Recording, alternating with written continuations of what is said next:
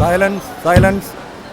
ഇശത്ത് നഗർ ഷെരീഫ് വധക്കേസിൽ പ്രഥമദൃഷ്ട്യാ കുറ്റക്കാരനാണെന്ന് കണ്ടെത്തിയ ഡോക്ടർ സലീമിനെ 14 ദിവസം റിമാൻഡിൽ വയ്ക്കാൻ ഈ കോടതി ഉത്തരവിടുന്നു.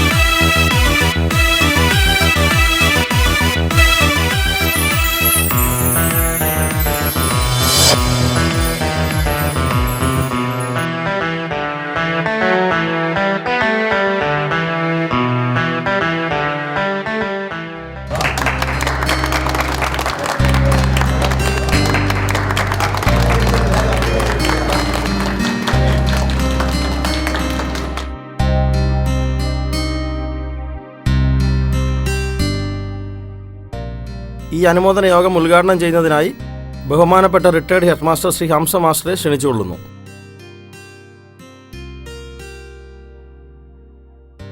സുഹൃത്തുക്കളെ, എൻ്റെ പ്രിയപ്പെട്ട നാട്ടുകാരെ, ഡോക്ടർ സലീമിനെ നാം അനുമോദിക്കുന്നത് നമ്മുടെ പ്രദേശത്ത് നിന്ന് MBBS കഴിഞ്ഞ് MD എടുത്ത ആദ്യത്തെ ആൾ എന്നുള്ള നിലയ്ക്കല്ല.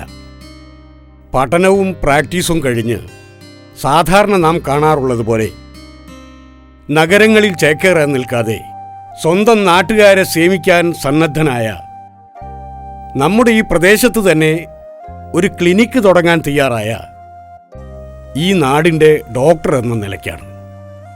ഈ പ്രദേശത്തെ യുവതയുടെ പ്രതീകമായ, പ്രത്യേകിച്ച് എൻ്റെ ശിഷ്യൻ കൂടിയായ സലീം ഡോക്ടർക്ക് എല്ലാവിധ ഭാവുകങ്ങളും നേർന്നുകൊണ്ട് ഈ പരിപാടി ഔപചാരികമായി ഉദ്ഘാടനം ചെയ്തതായി അറിയിച്ചുകൊണ്ട് എൻ്റെ വാക്കുകൾ അവസാനിപ്പിക്കുന്നു.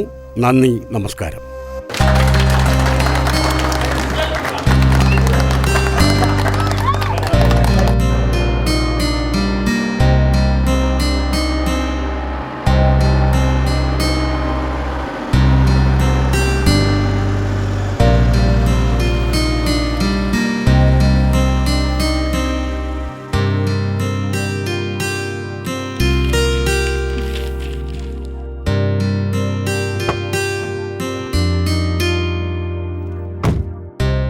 അപ്പൊ ഉപ്പ അനുമോദന യോഗത്തിന് പോയില്ലേ? എന്തിന്? കുറെ പണം മുടക്കി പഠിപ്പിച്ചിട്ട് ഒരു ഡോക്ടറാക്കിയിട്ട് ഈ ഓണം കേറാമൂലയിൽ സൗജന്യമായിട്ട് ക്ലിനിക്ക് നടത്തുന്നതിന് അഭിനന്ദിക്കാനോ?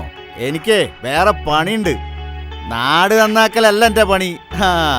കാതറുട്ടിയെ അല്ല ഖദീജോ, സലീമിനോട് നിനക്കൊന്ന് പറഞ്ഞു കൊടുത്തൂടെ? ആ ഹംസമാഷ കൂടെ കൂടിയിട്ടാണ് സലീമിന്റെ ഓരോ വഷളം തീരുമാനങ്ങൾ. ഹംസമാഷ വെറുതെ കുറ്റം പറയണ്ട. തീരുമാനം എടുക്കാനേ നിന്റെ മരുമകനും വലിയ മോശക്കാരനൊന്നുമല്ലല്ലോ. ഇതേ സലീമിന്റെ സ്വന്തം തീരുമാനം. പിന്നെ ചികിത്സ സൗജന്യമൊന്നുമല്ല, 50 ഉറുപ്യ ഫീസ് ഉണ്ട്.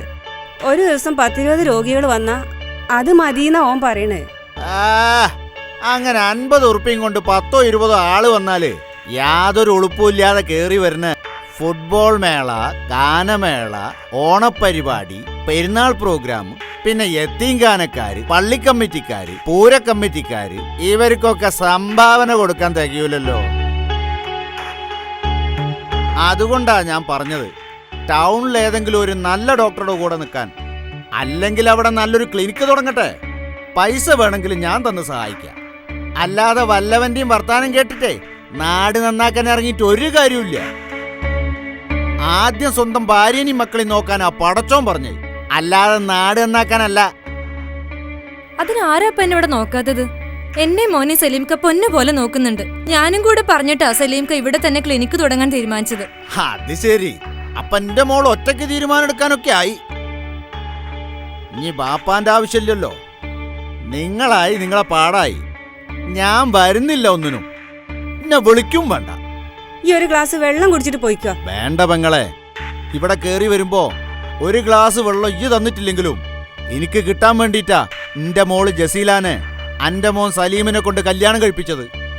ഇപ്പാ മോള് ഭർത്താവിന്റെ പൊട്ടം ബുദ്ധിക്കൊപ്പം നിന്ന് ഇന്നെതിർക്കുക. ഇനി ഇവിടുന്ന് വെള്ളം കുടിച്ചാല് എനിക്ക് കീഴ്പ്പെട്ടിറങ്ങൂല. കണ്ടിരിക്കടാ.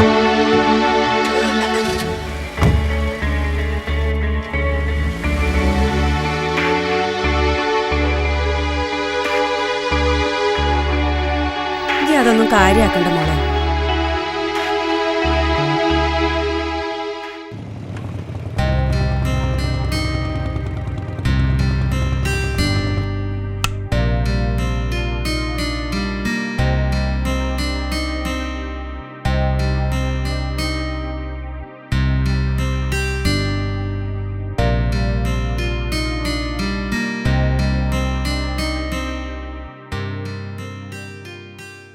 ജസി, ഇന്നപ്പിടി. എങ്ങനെയുണ്ടായിരുന്നു ഫംഗ്ഷൻ? നമ്മുടെ നാട്ടുകാരല്ലേ, കുറച്ചു പേരൊക്കെ പങ്കെടുത്തു. അല്ല, മോനെന്തേ? മോനുറങ്ങി. പിന്നെ ഉപ്പ വന്നിരുന്നു. വരുന്ന വഴിക്ക് ഞാൻ കണ്ടു. എന്നെ കുറെ വഴക്ക് പറഞ്ഞു. എൻ്റെ കൂടെ ഹംസമാഷുണ്ടായിരുന്നു. ആ പാവത്തിനെയും കുറേ പറഞ്ഞു.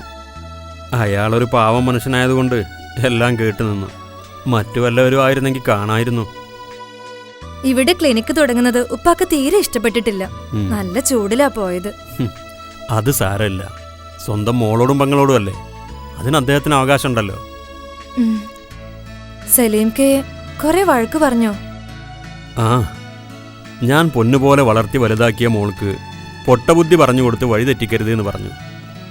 പിന്നെ എൻ്റെ മോളെ പട്ടിണിക്കിടരുതെന്നും പറഞ്ഞു. സാരല്ലേക്ക, ഉപ്പ ഓരോ ദേഷ്യത്തിന്. ഉം. എൻ്റെ തീരുമാനം തെറ്റായെന്ന് ജെസിക്ക് തോന്നുന്നുണ്ടോ? എന്താ അക്ക അത്? ഞാനും സമ്മതിച്ചതല്ലേ. എൻ്റെ പോളിസിക്കൊപ്പം നിന്നാൽ പട്ടിണി കിടന്ന് മരിക്കുമെന്ന ഭയം നിനക്കുണ്ടോ? സലീംക്കയുടെ തീരുമാനങ്ങൾക്കൊപ്പം നിന്നതുകൊണ്ട് പട്ടിണി കിടന്ന് മരിക്കേണ്ടി വന്നാലും എനിക്ക് സന്തോഷേ ഉള്ളൂ. ഭർത്താവിന്റെ തീരുമാന ഭാര്യയ്ക്ക് എപ്പോഴും സ്വീകാര്യം. അല്ലാത്തവൾ സ്ത്രീയായിരിക്കും, പക്ഷെ യഥാർത്ഥ ഭാര്യയായിരിക്കില്ല. അല്ല, ഉമ്മയുടെ നിസ്കരിക്കുക.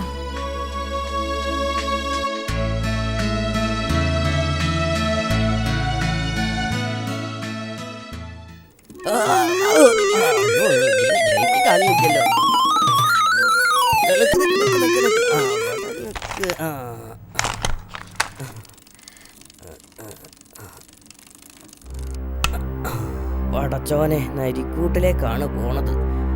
ഇള്ളനും ബാക്കി വെച്ചേക്കണേ. എന്താടാ? ഷാജണ്ണ, ഒന്നുമില്ല. ഞാൻ ബോസിന് ഞാൻ കണക്ക് കൊടുക്കാൻ പോവുക.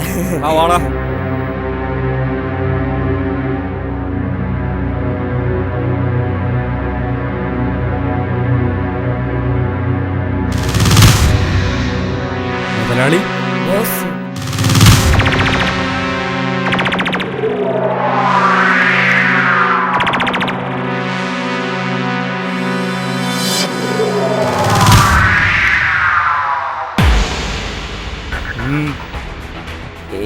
റഹീംക്ക് തരാൻ പറഞ്ഞതാ.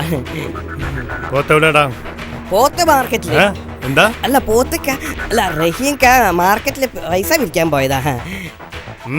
നൊണ്ടിക്കാലം കുഞ്ഞാലിന്റെ അടുത്ത് പോയില്ലേ? ഇന്നലെ മെഞ്ഞാന്നൊക്കെ പോയി, പക്ഷെ കാശൊന്നും കിട്ടിയില്ല. അതെന്താ? നിന്നൊക്കെ ഞാൻ തീറ്റി പോരുന്നത് എന്റെ കാര്യങ്ങൾ നടത്താനാ. ഞാൻ പലർക്കായി കൊടുത്ത പണം തിരിച്ചു വാങ്ങാൻ. അതെ ബോസ് മുതലാളി. അല്ല മുതലാളി, ഞങ്ങൾ ചോദിക്കാഞ്ഞിട്ടല്ല, അയാൾ കാശ് തരൂലെന്ന് പറഞ്ഞ് ഞങ്ങളെ മടക്കി വിട്ടതാ. ഷാജി, ഇന്നവന്റെ കയ്യിൽ നിന്ന് കാശ് വാങ്ങിച്ചെന്റെ കാര്യം. അത് അടിച്ചിട്ടാണെങ്കിൽ അടിച്ചിട്ട്, കൊന്നിട്ടാണെങ്കിൽ കൊന്നിട്ട്. വേടാ മോനെ, പോട്ടെ മോനെ, പൈസ കയ്യിലില്ലായിട്ടായിരിക്കും. പാവം, ഓപ്പറേഷന് വേണ്ടി വാങ്ങിയതല്ലേ. ഇന്ന് നല്ലൊരു ദിവസമായിട്ട് നിന്റെ മോൻ തല്ലിനും വക്കാണത്തിനൊന്നും പോണ്ട. ഉമ്മക്ക് അടുക്കൽ പണിയൊന്നുമില്ലേ? ഇല്ലെങ്കിൽ വീട്ടാവശ്യത്തിന് വല്ല സാധനങ്ങളും വേണമെങ്കിൽ പറ. അത്ര മതി പെണ്ണുങ്ങളുടെ അഭിപ്രായങ്ങളും അധികാരങ്ങളും. പുറത്തെ കാര്യങ്ങളൊക്കെ നിങ്ങൾ ആണുങ്ങൾ നോക്കിക്കോളും, പ്രത്യേകിച്ച് പൈസയുടെ കാര്യം.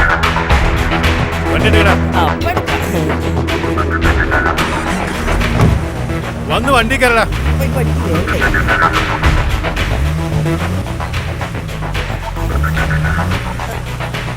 ആള് കയറിയില്ല ബോസേ, ആള് കയറിയില്ല. കയറി കയറി കയറി, പോട്ടെ പോട്ടെ, വണ്ടി പോട്ടെ.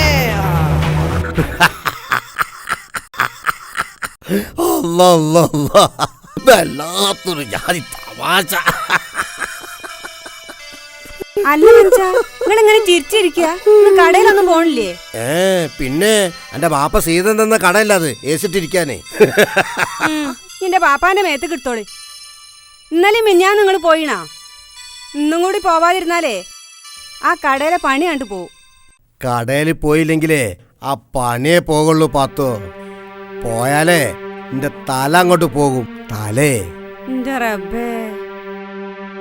എന്റെ കാലിന്റെ ഓപ്പറേഷന് വേണ്ടി ആ ഷെരീഫിനോട് വാങ്ങിയ പണത്തിന്റെ 2 മാസത്തെ പലിശ കൊടുക്കാനുണ്ട്. റഹീം ഇന്നലെയും മനാന്നൊക്കെ വന്നിക്കണ്. ഓനൊരു പോത്തായതുകൊണ്ട് അങ്ങോട്ട് പറ്റിച്ച് വിട്ട്. പക്ഷെ ഷെരീഫ് ഉണ്ടല്ലോ, ആള് കാണാൻ മൊഞ്ചുള്ളവനാണെങ്കിലും കണ്ണിലൊരു തുള്ളി ചോരല്ലാത്തവനാ. കൊല്ലൂന്ന് പറഞ്ഞാലേ കൊല്ലും. എന്റെ പഠിച്ചോനെ ഇനിയിപ്പൊ എന്താ ചെയ്യാ? ഇന്നോടോ അവന്റെ കളി. ഓൻ പലിശക്കാരൻ ബീരാനാജിന്റെ മോനാണെങ്കിലേ ഞാൻ ഓടക്കാരൻ ഉസ്മാന്റെ മോനാ. ഓന്റെ നെഞ്ഞും കൂട്ടി അങ്ങ് ചവിട്ടണം.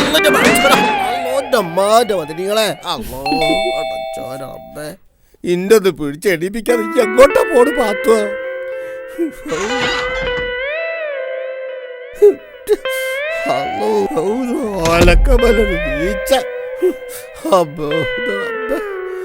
അവിടെ ഒന്നും ആരില്ലാന്ന്. ആരില്ലാതെ പിന്നെ വെല്ലടിച്ചതാരാ? എന്റെ മരിച്ചോയ വല്യാപ്പന്റെ റൂഹ അല്ല പിന്നെ. ഇതാ പിന്നെയും ബെല്ല്. നിങ്ങൾ എന്നെ പോയി നോക്കി. ആരെ റൂഹ വന്നതെന്ന് അറിയാലോ?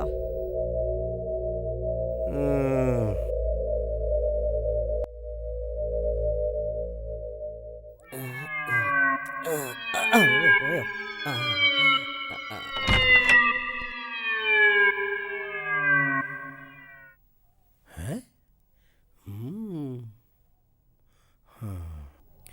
ഇതെന്തൊരു പുതുമ. ബെല്ലം തന്റെ പാത്തൂന്റെ മരു വെറുതെ കരിയാണ്.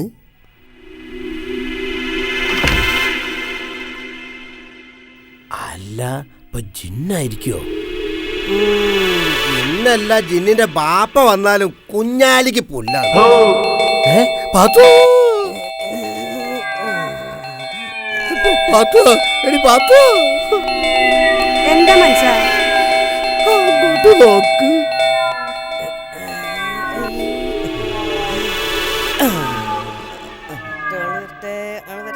നിങ്ങളൊന്ന് വിട്ടാണേ, മനസ്സിനെ അടങ്ങാറാക്കാൻ.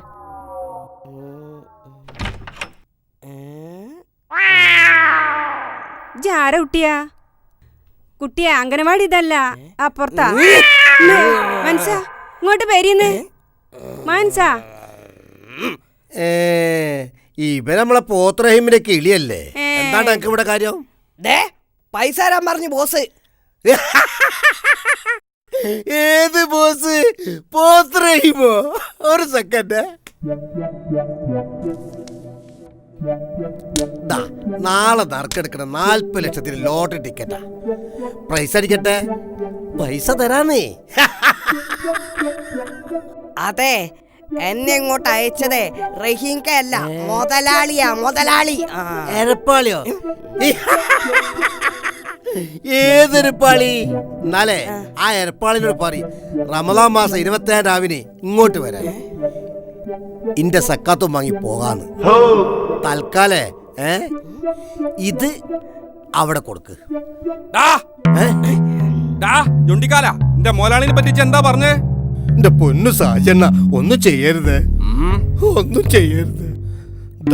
ഞാൻ ഈ ഹംക്കിനോട് ഒരു തമാശ പറഞ്ഞതാ. പൈസ തരാം. പാത്തോ, ഈ ആ ബാഗും കൊടുത്താ. ഇപ്പൊ കൊണ്ടുവരാ.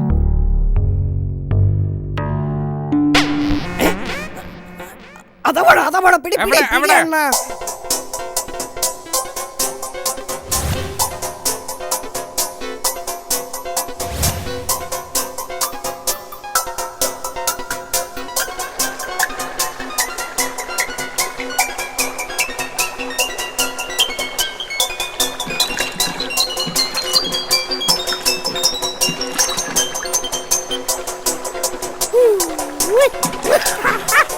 അണ്ണാ, അയാളെ തിരിഞ്ഞോടുന്ന പിടി പിടി. അവിടെ നിക്കട നൊണ്ടിക്കാല.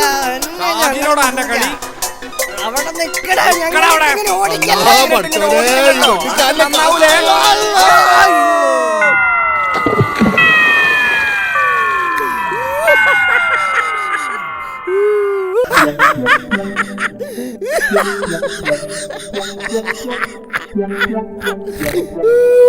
ഒരു ബോസിന് വേണ്ടി പൈസ പിരിക്കാൻ വന്നതാ.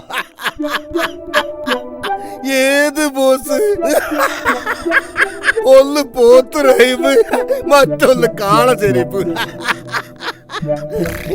കാളചെരിപ്പ് ബിഗ് ബിയിലെ മമ്മൂട്ടിയാന്ന വിചാരം. ഓ മമ്മൂട്ടിയാ, രാജമാണിക്കത്തിലെ മമ്മൂട്ടി, കാള മമ്മൂട്ടി.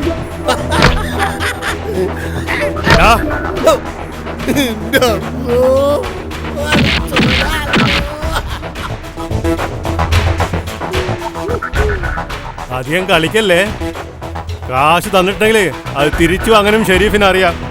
ഇതാണ് ഷെരീഫിന്റെ വഴി, കാശ് കിട്ടാനുള്ള അവസാന വഴി.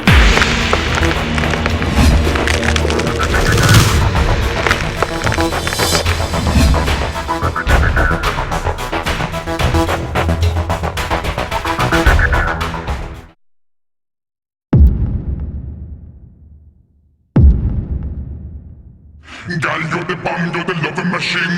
Got you make me come, you make me head spin. When me see you walking up on the street, me tell ya, you got the name, girl, me must spell. Girl, you're the bomb, you're the loving machine. Got you make me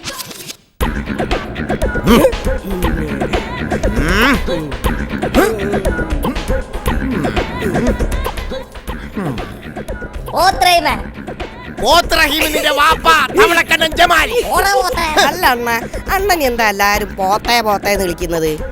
ആരാടാ എല്ലാരും? ആ പോയ പീറ പയ്യനാ. എടാ ഞാൻ പറഞ്ഞില്ലേ എന്നെ പോത്തേന്ന് വിളിക്കണവന്റെ ഒക്കെ വാപ്പമാരാടാ പോത്തുകള്. ഓ, നിന്റെ വാപ്പാക്ക് പോത്താകണം. ഒരാളായ മാത്രം മതിയല്ലോ. അണ്ണ, അണ്ണനെ പോലെ മറ്റൊരാളൂടെ വരുന്നല്ലോ.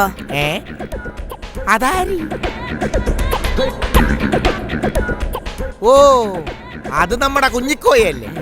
അതല്ല അണ്ണ, അയാളെ കൂടെ കൂടെ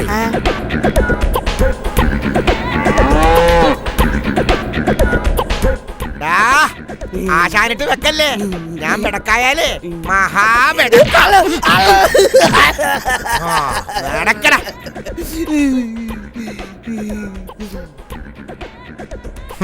വരുന്ന വരവ് കണ്ടില്ലേ ചേട്ടനും മനിയനും പോലെ.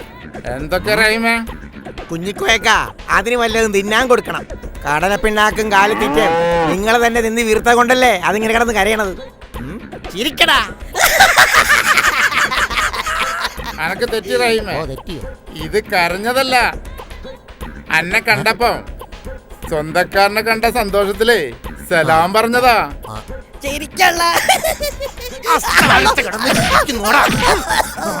ഇജന്റെ പണി നോക്കിപ്പോ. ഈ പോത്തിൽ നല്ല ആ പോത്ത് തന്നെയാ.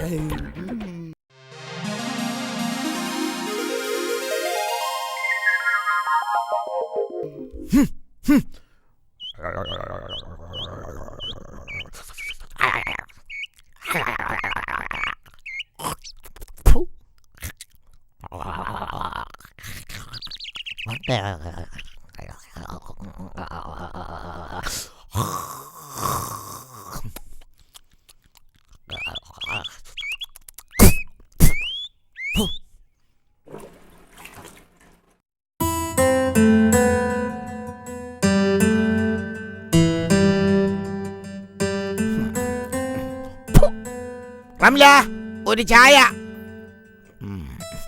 ചായ ഒക്കെ ഇനി സ്വന്തമായിട്ടുണ്ടാക്കി കുടിച്ചോ? അതെന്താ റംല ചായ ഉണ്ടാക്കല് മറന്നിട്ടല്ല, ഓക്ക് നേരല്ല. പിന്നെ ഓള് കളക്ടറല്ലേ? ഈ പോത്ത് കരീമിന്റെ മകള് കളക്ടർ. കഴുത. എന്താണ് കഴുതന്റെ ബാപ്പ?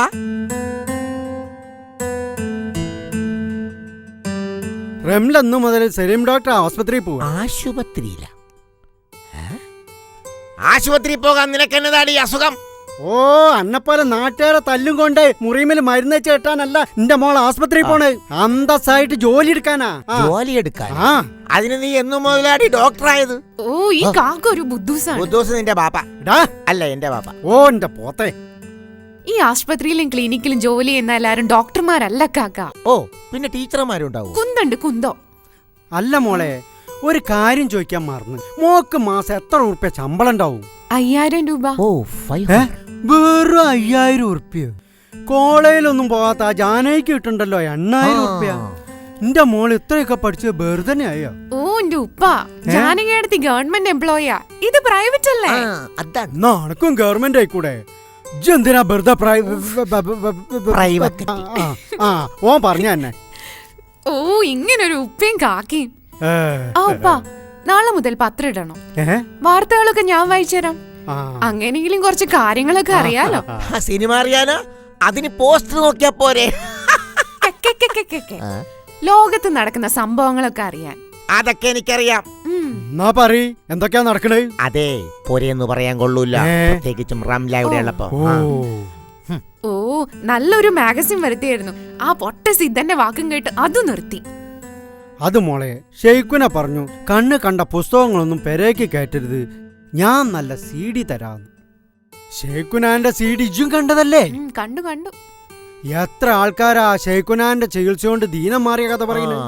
നാനാ ജാതിക്കാർക്കും ഷിഫല്ലേ. അതിൽ പറയുന്നവരൊക്കെ ശരിക്കും പറയാന്ന ഉപ്പേനെ വിചാരം. അത് ഈ നാടകത്തില് ഹോം സിനിമയിലൊക്കെ അഭിനയിക്കുന്ന നടീനടന്മാരെ കൊണ്ട് പൈസ കൊടുത്ത് പറയിപ്പിക്കല്ലേ? മോളെ കുറച്ച് പഠിപ്പും വിവരം ഉണ്ടെന്ന് കരുതി ഔലിയാക്കളെ തള്ളി പറയരുത്.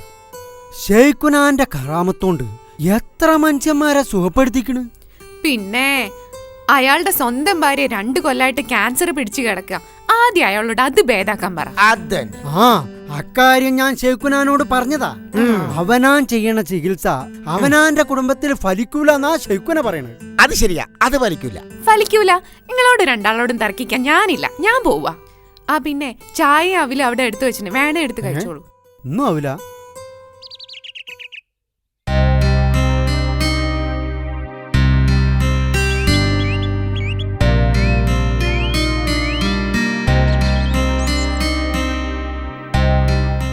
അസ്സലാമു അലൈക്കും. വലൈക്കും അസ്സലാം. മാശരിക്കും. ഇന്നലെ ഖുർആൻ ക്ലാസ്സിന് കണ്ടില്ല. വരാൻ കഴിയില്ല എന്ന് ഞാൻ അബ്ദുള്ളയോട് പറഞ്ഞിരുന്നു.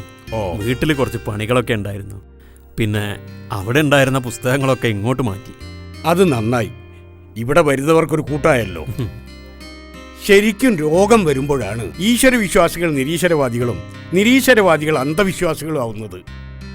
ഈ പോയിന്റാണ് വ്യാജസിദ്ധന്മാരും മന്ത്രവാദികളും മിസ്യൂസ് ചെയ്യുന്നത്. നമ്മളോ അത് നല്ല രീതിയിൽ ഉപയോഗിക്കുന്നുമില്ല.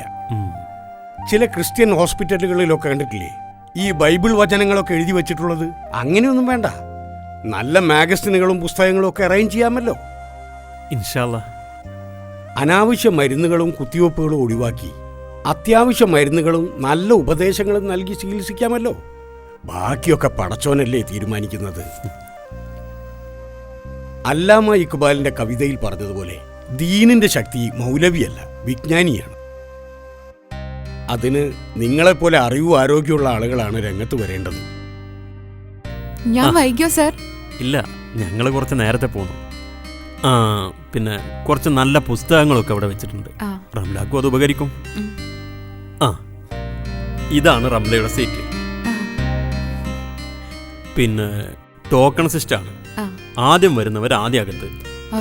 എന്നാ മാഷെ, നമുക്ക് കൺസൾട്ടിംഗ് റൂമിലിരിക്കാം. പറയാൻ വന്ന കാര്യം ഞാൻ വിട്ടുപോയി. ഖുർആൻ ക്ലാസ്സിന് വരുന്ന കുറേ സ്ത്രീകളെ പിന്തിരിപ്പിക്കാൻ ശ്രമിക്കുന്നുണ്ട് ഷെയ്ഖുന. മാത്രമല്ല, ഈ കൊല്ലം മുതൽ മൂപ്പരുടെ ജന്മദിനം മഹല്ലിൻ്റെ നേതൃത്വത്തിൽ ആഘോഷിക്കണമെന്ന് മഹല്ലിന് കത്ത് നൽകിയിട്ടുമുണ്ട്. സഫർ 25-നാണ് മൂപ്പരുടെ ബർത്ത്ഡേ. അത് റബിയുൽ അവൽ 12-നെ കടത്തി വെട്ടണം എന്നാണ് മൂപ്പര് പറയുന്നത്. പിന്നെ മഹല്ല് കമ്മിറ്റിക്ക് എവിടുന്നോ വന്ന ഒരു തട്ടിപ്പുകാരൻ്റെ ബർത്ത്ഡേ ആഘോഷിക്കുന്ന പണിയല്ലേ? അത് ഏറ്റെടുത്ത് ആഘോഷമാക്കാൻ തയ്യാറുള്ള കുറേ പേര് മഹല്ല് കമ്മിറ്റിയിലും ഉണ്ട്. പള്ളിക്ക് നല്ലൊരു തുക ഓഫറും ഉണ്ട്. അപ്പോൾ ഇനി അങ്ങോട്ട് ശക്തമായ പ്രബോധനം നടത്തേണ്ടി വരും. വേണം. കഴിഞ്ഞ കുറച്ച് ദിവസങ്ങളായി ഞാൻ ഇതിൻ്റെ പിറകെയായിരുന്നു.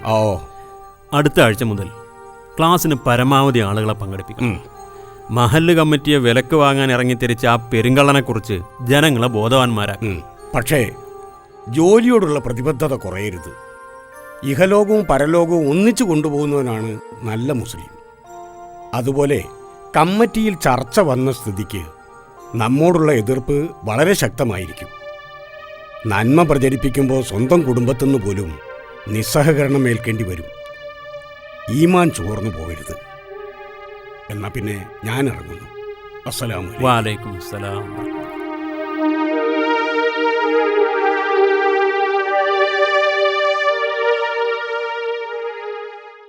വില്ലന്മാരോടാണോടാ കളി? എടാ ഞാൻ ആരാണെന്നറിയോ? കൊട്ടേഷനാടാ, കൊട്ടേഷൻ.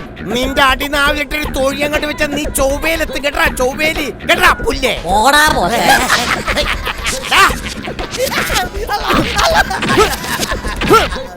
എടാ നീ ചെവിയെന്ന് വിളിക്കോ. മൂർഖൻ പാമ്പിനെടാ നീ പോത്തെന്ന് വിളിച്ച് തള്ളിട്ടിട്ട് പോയത്. നിന്നെ ഞാൻ ഇരുട്ടടി അടിക്കോടാ. ഏരപ്പൻ. ഇവനൊക്കെ വലുതായി വരുമ്പോ ഞാൻ ഈ നാട്ടിൽ നിന്ന് ഹിജറ പോകേണ്ടി വരും. ചിരിച്ചാ നീ കരയും.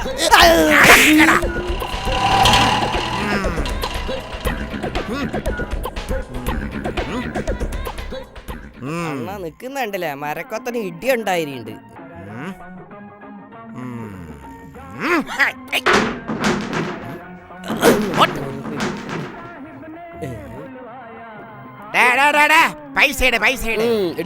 കച്ചവടമൊക്കെ വളരെ മോശറിയുമേ. ഇന്ന് പൈസ തരാം. ഉള്ള കച്ചവടം തന്നെ കട. എന്നിട്ട് ചിലര് വലിയ പോയിന്റും പറയും. ടൗണിലേക്കാരും 2 റുപ്യ കൂടുതലാണ് എന്ന്. ടൗണിൽ കടം കിട്ടുമോ? എന്റെ ചെവിയിൽ വേദം ഓതിയിട്ട് ഒരു കാര്യവും ഇല്ല. അത് നേരാ. പോത്തല്ലേ എന്തോ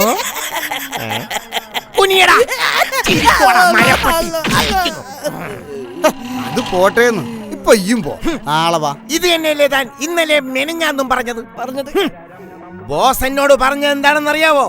ഇന്നും കൂടി താൻ കാശ് തന്നില്ലെങ്കിൽ ഈ കട തല്ലിപ്പൊളിക്കാൻ. പോത്തിനെ കൊണ്ട് തോറ്റ്. എന്താ റഹീമ ഈ കാട്ടണത്? ഭരണി പൊട്ടിച്ച് എന്റെ പൈസ കിട്ടുവോ? ഇത് ഞങ്ങൾ റൗഡികളുടെ ഒരു സ്റ്റൈലാണ്. ഞാനേ കൊട്ടേഷനാ കൊട്ടേഷൻ. ഈ കൊട്ടേഷൻ എന്തെങ്കിലും ആയിക്കോ, എനിക്കൊരു വിരോധമില്ല. പക്ഷെ ആറാമ്പറപ്പ് ഈ ഓന്റെ പോരാറ്റ എന്റെ വക. എന്താ ഇവര് ഇതൊക്കെ ആ ഹാമക്കിന്റെ പണിയാണെന്ന്. എന്താ റഹീമ ഇതൊക്കെ? അല്ല ഡോക്ടർ പറ, കടം വാങ്ങിയ കൃത്യമായിട്ട് തിരിച്ചു കൊടുക്കണ്ടേ? തീർച്ചയായും വേണം. എന്ത് കടോ? പണ്ടെങ്ങോ 10,000 റുപ്യ കടം വാങ്ങിയനെ ഇരട്ടി പലിശയും കൊടുത്തിട്ടുണ്ട്. പിന്നെ ഇങ്ങനെ ഉപദ്രവിക്കാച്ചാല് പലിശന്റെ ബോസ് വാങ്ങൂല. ലാഭം മാത്രം. 100 രൂപക്ക് 10 രൂപ ലാഭം. ലാഭമില്ലാത്ത ഒരേർപ്പാടിനും എന്റെ ബോസ് നിൽക്കില്ല. ഞാൻ നിർത്തിക്കില്ല. ഞാനേ കൊട്ടേഷൻ. അത് പിന്നെ ഈ നാട്ടുകാർക്കൊക്കെ അറിഞ്ഞൂടെ? അല്ല റഹീമേ, പലിശ കൊടുക്കലും വാങ്ങലും അതിന് കൂട്ടുനിൽക്കലും അതിന്റെ കണക്കെഴുതലും ഒക്കെ വൻകുറ്റമാണ്. ആണോ? എന്ന് വെച്ച് വാങ്ങിയ കാശ് തിരിച്ചു കൊടുക്കാതിരിക്കാനും പറ്റൂല. അതിന് ഭരണി പൊട്ടിച്ചിട്ട് എന്താ കാര്യം? ഇതെന്റെ ജോലിയാണ് ഡോക്ടറെ. അത് ഡോക്ടർ ഇല്ലാതാക്കരുത്. ഇത് ജോലിയല്ല റഹീമേ, ഇതൊരു തരം ക്രൂരതയാണ്. ഉദാഹരണത്തിനിപ്പോ റഹീമിന്റെ ബാപ്പ കരീംക വെള്ളിയാഴ്ച അറുക്കാനുള്ള പോത്തിനെ വാങ്ങാൻ ആരോടെങ്കിലും പൈസ കടം വാങ്ങിയെന്ന് വിചാരിക്കുക. പോത്തിനൊക്കെ ഇപ്പൊ നല്ല വിലയാണല്ലോ. പോത്ത് വേണ്ട, പശു. അപ്പൊ കരീംക പശുവിനാണ് ഇറക്കുന്നത്? പശു ആണല്ലോ നല്ലത്. ഡോക്ടർ കേട്ടിട്ടില്ലേ? പശു നമുക്ക് പാല് തരുന്നു, പശു നമുക്ക് ചാണകം തരുന്നു, പശു പുല്ലു തിന്നുന്നു. അതെ, അതുകൊണ്ടൊക്കെ തന്നെ ആ പശുവിനെ അറുക്കണ്ട, പോത്തിനെ അറുത്താ മതി എന്ന് പറയുന്നത്. ഡോക്ടറെ എനിക്ക് ദേഷ്യം വരുന്നുണ്ട് കേട്ടോ. അതെന്തിനാ ദേഷ്യം വരുന്നത്? അല്ല അത് ഞാൻ പോത്ത്. സോറി, അതെനിക്കറിയില്ലായിരുന്നു.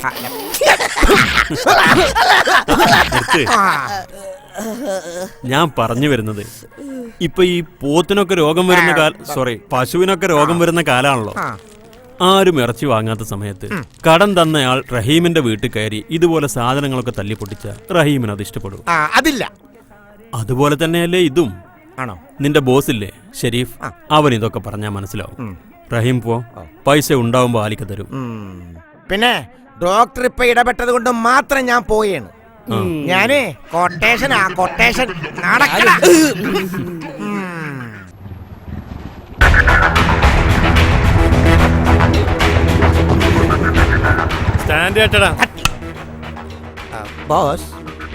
ബോസേ ഞാനേ അങ്ങോട്ട് വരണോ? എന്താടാ നിനക്കാ ഡോക്ടർ പേടിയാ? പേടിയോ? എനിക്കോ? ഞാനേ കൊട്ടേഷൻ നിർത്തടാ. നിർത്തി. നമ്മളയാളെ തല്ലാനൊന്നും അല്ല പോകുന്നത്. കടം കൊടുത്താ തിരിച്ചു വാങ്ങരുത് ഏത് കിതാബിലാ പറഞ്ഞതെന്ന് അറിയണ്ടേ? പിന്നെ നിന്നെ അയാൾ പോലീസിനെ കൊണ്ട് പിടിപ്പിക്കുമെന്ന് പറഞ്ഞില്ലേ? പറഞ്ഞു. അള്ളാനെ പറഞ്ഞു. അതിന്റെ കാരണം അറിയണ്ടേ? അറിയണം. അതെ, ബോസ് ഒറ്റക്ക് പോയി ഇറങ്ങിട്ട് വാ. എനിക്ക് വയറിന് ചെറിയൊരു കംപ്ലൈന്റ്. വയറ്റിന് കംപ്ലൈന്റാ? എന്നാ നമുക്കൊരു ഇഞ്ചക്ഷൻ എടുക്കാം. ഇതിനൊക്കെ രോഗം വരുന്ന സമയാ. വാടാ. ഡോക്ടർ അടുത്ത് പേഷ്യന്റ് ഉണ്ട്. എന്താ ഡോക്ടറിന് എടുത്തോളൂ. ഡോക്ടറെ അടുത്ത് വന്നതേ പനി പിടിച്ചിട്ടല്ല, ചില കാര്യങ്ങൾ ചോദിച്ചറിയാനാ. എന്താ കാര്യം? ഓ, കാര്യം മാഡത്തെ അറിയിച്ചാലേ കാണാൻ പറ്റൂ. അതെ. അല്ലെങ്കിലോ? ടോക്കൺ എടുത്ത് ഇവിടെ കാത്തിരിക്കേണ്ടി വരും.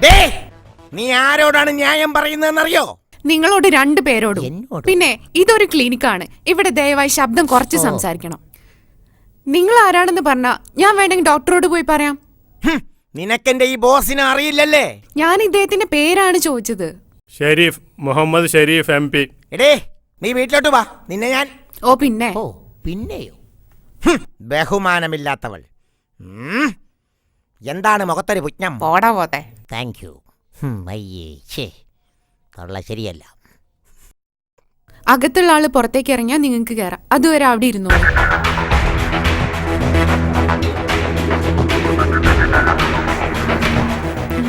ആ കേറിക്കോളൂ. ഒരു ചീട്ടിന് ഒരാൾക്കേ കയറാൻ പറ്റുള്ളൂ. ബോസ് പോയിക്കോളൂ. വാടാ പോത്തെ. ഞാനും വരും. ബോസിനെ പറ്റി എന്തുവാടി എഴുതുന്നത്? പരീക്ഷ എന്തൊരു കഷ്ടം അത്. നോക്കല്ലേ പെണ്ണുമുള്ളേ. അല്ല, ഷെരീഫ് എന്താ പതിവില്ലാതെ ഇങ്ങോട്ടൊക്കെ? ഇപ്പൊ കാണാറേ ഇല്ലല്ലോ. ഇപ്പോഴാണ് കാണേണ്ട കാര്യം ഉണ്ടായത്. യെസ്, പറയൂ. പിന്നെ കാര്യം വളച്ചേട്ടാതെ പറയാലോ. നിങ്ങൾ ആള് തന്നാക്കേ പള്ളി കമ്മിറ്റിയുടെ ആളെ കൂട്ടേ ഖുറാൻ ക്ലാസ് നടത്തേ എന്ത് വേണമെങ്കിലും ചെയ്തോ. എന്റെ കച്ചവടം ഇടപെട്ട ഞാൻ വെറുതെ ഇരിക്കില്ല. ആവശ്യക്കാർ ചോദിച്ചു വന്നിട്ടാ ഞാൻ കടം കൊടുക്കുന്നത്. അതിന്റെ ലാഭം എനിക്ക് കിട്ടണം. ഇല്ലെങ്കിൽ ഞാൻ എൻ്റെ വഴിക്ക് വേണിക്കും. പാവപ്പെട്ടവരുടെ ഇല്ലായ്മയെ ചൂഷണം ചെയ്യുന്നതിനെയാണ് ഞാൻ എതിർത്തത്. നിങ്ങൾ ചെയ്യുന്നത് കച്ചവടമല്ല, കഴുത്തറക്കലാണ്. 1000 രൂപ കൊടുത്ത് 2000-ഓ 3000-ഓ ഒക്കെ തിരിച്ചു വാങ്ങുക. നബി തിരുമേനി വ്യഭിചാരത്തോട് ഉപമിച്ച കൊള്ളപ്പലിശ. നിങ്ങളൊക്കെ ബാങ്ക് ഇടപാട് നടത്തുന്നില്ലേ? അതും ഇതും തമ്മിൽ എന്താ വ്യത്യാസം? നാട്ടുകാരൊക്കെ മധുരം കഴിക്കുന്നില്ലേ, പിന്നെന്താ മദ്യം കഴിച്ചാൽ എന്ന് പറയുന്ന പോലെയാണിത്. വൻ പാപത്തെ മറ്റു കാര്യങ്ങളുമായി കമ്പയർ ചെയ്ത് ലഘൂകരിക്കരുത്. പലിശ ഹറാമാണെന്ന കാര്യത്തിൽ പണ്ഡിതന്മാർക്ക് ഏകാഭിപ്രായമാണുള്ളത്. എന്തുകൊണ്ടോ മുതലാളിത്തത്തിന്റെ പിറകെ പോകുന്ന ലോകം പലിശ ഹലാലാക്കി. നമ്മുടെ നാട്ടിൽ ബാങ്കിനു പകരം സിസ്റ്റമാറ്റിക്കായ മറ്റൊരു വ്യവസ്ഥ ഇല്ലാത്തതുകൊണ്ട് നാം ഒക്കെ അതിനെ ആശ്രയിക്കുന്നു. പക്ഷേ അതൊന്നും വ്യക്തിതലത്തിൽ പലിശ വാങ്ങാനുള്ള ഒരു ന്യായമല്ല. മാത്രവുമല്ല, നമ്മുടെ സർക്കാരിനെതിരെയുള്ളൊരു നീക്കം കൂടിയാണത്. ഓഹോ, അതുകൊണ്ടായിരിക്കും നിങ്ങൾ റഹീമിനെ പോലീസിനെ കൊണ്ട് പിടിപ്പിക്കുമെന്ന് ഭീഷണിപ്പെടുത്തിയത്. പോലീസിനെ കൊണ്ട് പിടിപ്പിക്കുന്നു? ഞാനോ? റഹീം എന്റെ കൂടെ വന്നിട്ടുണ്ട്. അവനോട് നേരിട്ട് ചോദിക്കാം.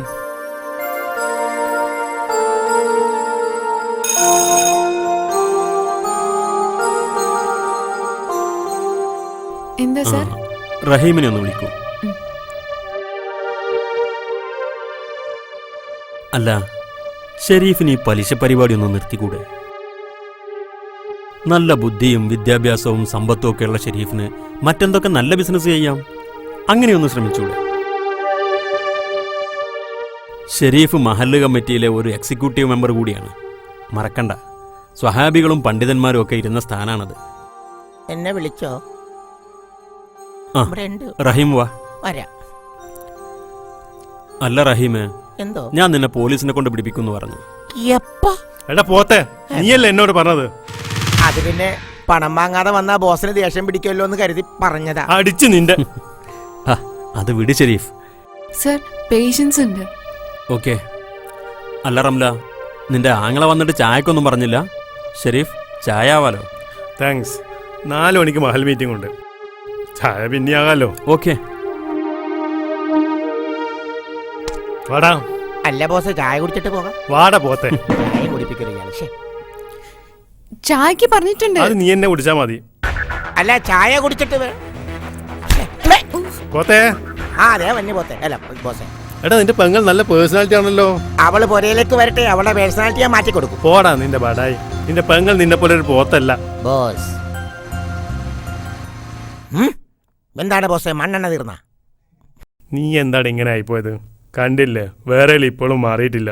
അപ്പൊ ബോസോ വല്ല ഉശിരൊക്കെ പറഞ്ഞു എന്നിട്ട് ഡോക്ടറിന്റെ മുമ്പിൽ ചെന്നപ്പോ എല്ലാം പോയി. നീ പറഞ്ഞ നേരാ. അയാളുടെ മുമ്പിൽ എത്തിയപ്പോ പറയാൻ വിചാരിച്ച കാര്യങ്ങളൊക്കെ മറന്നുപോയി. അല്ലെങ്കിലും അയാൾ പറഞ്ഞ നേരല്ലേ. എന്നാ നീ പോയിക്കോ, ഞാൻ പള്ളിയിലേക്കാ. ബോസ് നിസ്കാരം തുടങ്ങിയോ? അല്ലടാ, ഇന്ന് 4 മണിക്ക് മഹൽ മീറ്റിംഗ് ഉണ്ട്.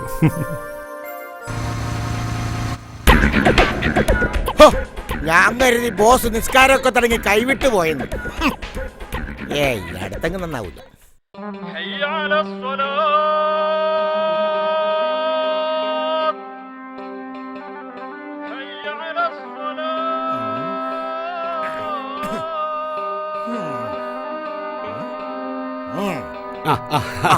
എങ്ങോട്ടാ റഹീമേ?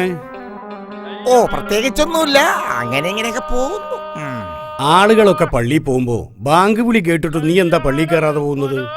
അല്ല, ഞാൻ ഈ പള്ളിയുമായിട്ട് അങ്ങനെ കണക്ഷൻ ഒന്നുമില്ലല്ലോ. നീ കേൾക്കുന്നില്ലേ? അയ്യാല സലാത്ത് അയ്യാലൽ ഫലാഹ്, നിസ്കാരത്തിലേക്ക് വരൂ, വിജയത്തിലേക്ക് വരൂ എന്ന് വിളിക്കുന്നത്. ആ ശരിയാ, പക്ഷേ മേലൊക്കെ ചെളിയാ. അതിനാണല്ലോ നിസ്കാരം. 5 നേരവും നിസ്കരിക്കുന്നവൻ 5 നേരവും നല്ല ശുദ്ധവെള്ളത്തിൽ കുളിക്കുന്നവനെ പോലെയാണെന്നാ റസൂല് പറഞ്ഞത്. ആ എന്നാൽ ഞാൻ വീട്ടിൽ പോയി ശുദ്ധവെള്ളത്തിൽ കുളിച്ച് വീട്ടിൽ തന്നെ നിസ്കരിച്ചോളാം. അപ്പൊ ഞാൻ ഈ പറഞ്ഞതൊന്നും റഹീമിന് മനസ്സിലായില്ലേ? എന്തിനാ ഓരോ ഒഴിവ് പറഞ്ഞ് നിസ്കാരം ഒഴിവാക്കുന്നത്? മാത്രല്ല, നിസ്കാരായാലും നോമ്പായാലും ഹജ്ജായാലും സക്കാത്തായാലും അതൊക്കെ ജമാഅത്തായിട്ടാ ചെയ്യേണ്ടത്. ഒറ്റക്കുള്ള പരിപാടി മുത്തു നബീന്റെ ചര്യയിലില്ല. കൂട്ടത്തോടെ ചെയ്യേണ്ടതാണ് ഇതൊക്കെ. എങ്കിലേ ഒരുമയുണ്ടാവും, ഒരു സാമൂഹ്യ സംസ്കാരം വളരൂ. അല്ല, റഹീമിന് നിസ്കരിക്കാൻ പറ്റാത്ത വല്ല കാര്യവും വേറുണ്ടോ? അങ്ങനെയൊന്നുമില്ല മാഷേ. എന്നാ നടക്ക്. അല്ല, നാളെ ഇപ്പൊ നടക്ക്, ഇന്നും തുടങ്ങാം. അല്ല, നാളെ തുടങ്ങാം. നീ നടക്കാം, മുണ്ടൊക്കെ അഴിച്ചിട്ട് നടക്ക്. നടക്ക്. അല്ല, തള്ളിക്കൊണ്ട് പോവല്ലേ, നാളെ പോലെ സ്ഥിരം പോകാന്ന്. ഞാനല്ലേ റഹീമെ പറഞ്ഞ, നീ നടക്ക്. ഞാൻ വരാന്ന്. വരാം മാഷേ. മാഷെ നേരെ അങ്ങോട്ട് വെക്കോ, ഞാൻ അതുവഴിയായിട്ട്. അതൊന്നും പറ്റില്ല, നീ നടക്ക്.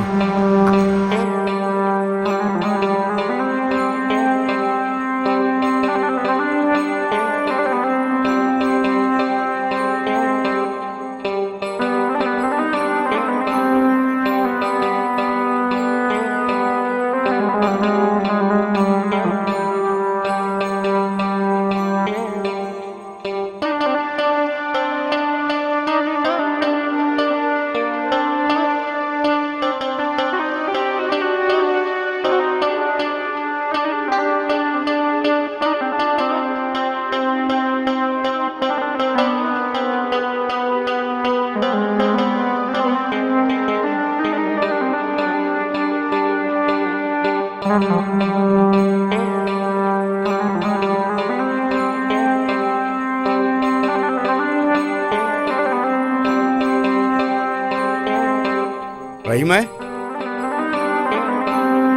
റഹീമേ,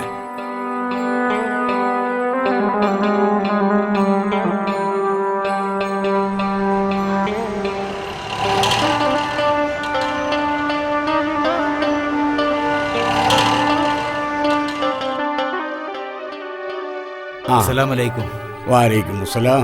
നമ്മുടെ റഹീം ഈ വഴി എങ്ങാനും പോകുന്നുണ്ടോ? ആര്? പോത്ത് റഹീമാ?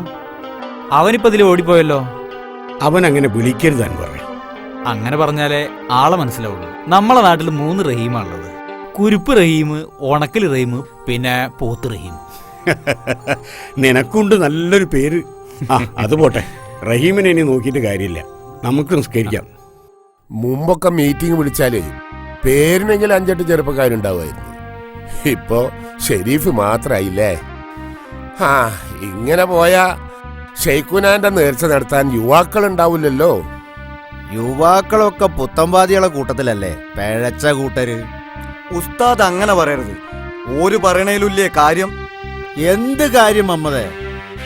അവര് പറയണേൽ എന്ത് കാര്യമുള്ളത്?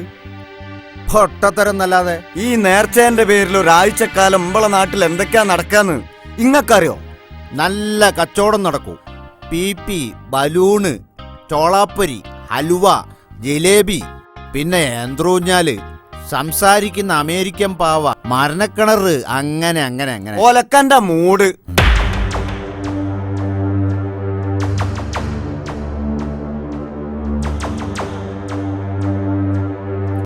കള്ളും കഞ്ചാവും കച്ചവടം, ചീട്ടുകളി, വെയ് രാജാ വെയ് കിലിക്കിക്കുത്ത്, സിനിമാറ്റിക് ഡാൻസ്. എന്നിട്ട് യാതൊരു ഉസുരു ഉളുപ്പുമില്ലാതെ ആണും പെണ്ണും കൂടിയിട്ട് ഒരു തരം കൊമ്മല. അതിന്റെ ഇടയിൽ മൂപ്പരൊരു അരിട്ട് വായിക്കല്, രാഷ്ട്രീയക്കാര് വന്നിട്ട് മൂപ്പരൊരു മതക് പറച്ചില്, തക്കത്തിലും തഞ്ചത്തിലും മൂപ്പരൊരു തടവ് ചികിത്സ, പെണ്ണുങ്ങൾക്ക് മൂപ്പര് ദിക്കറ് ചൊല്ലിക്കൊടുക്കല് ചെവിയില്. ജിന്ന് കേക്കാതെക്കാനാണോലെ ഇമ്മാരി കള്ളന്മാർക്ക് മഹല്ല് കമ്മിറ്റി കൂടിയിട്ട് നല്ല സർട്ടിഫിക്കറ്റ് ഉണ്ടാക്കി കൊടുക്കണ്ട. ഷെയ്ഖുനാനെ പറ്റിട്ട് അങ്ങനെ പറയരുത് മമ്മതേ. അദ്ദേഹം കറാമത്തുള്ള ആളാ. ഓരോ ദിവസവും അവിടെ വരുന്ന ആളുകളുടെ എണ്ണം കാണുന്നില്ലേ ഈ? പിന്നെ ഉമ്മയെ തല്ലിയാലും രണ്ടഭിപ്രായക്കാരുണ്ടാവും.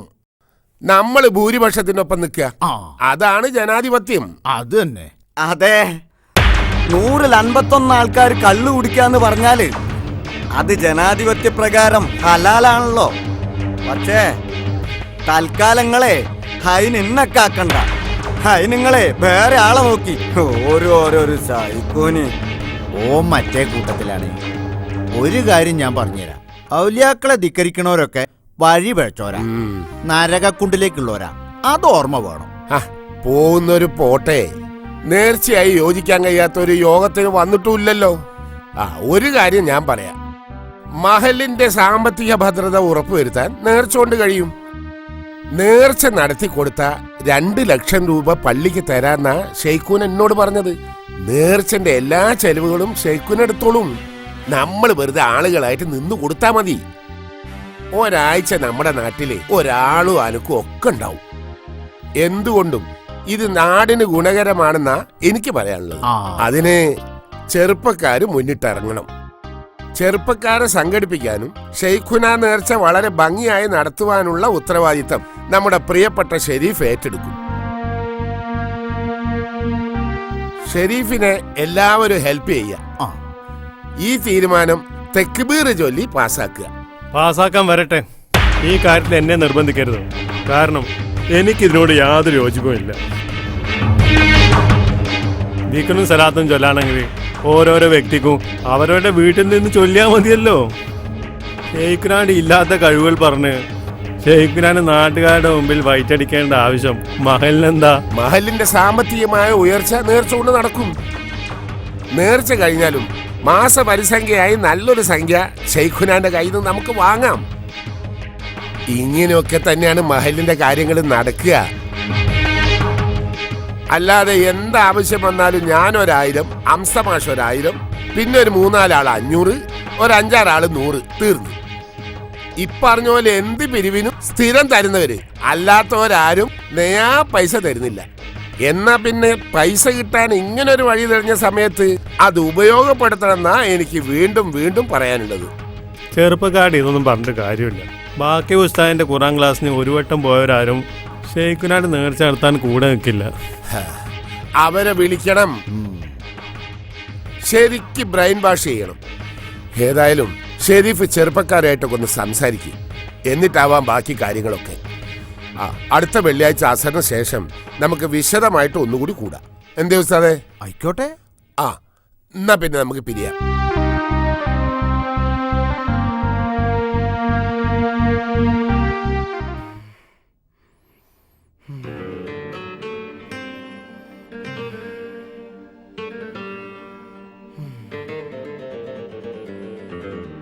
ഒന്ന് തിരിഞ്ഞു കിടക്കൂ.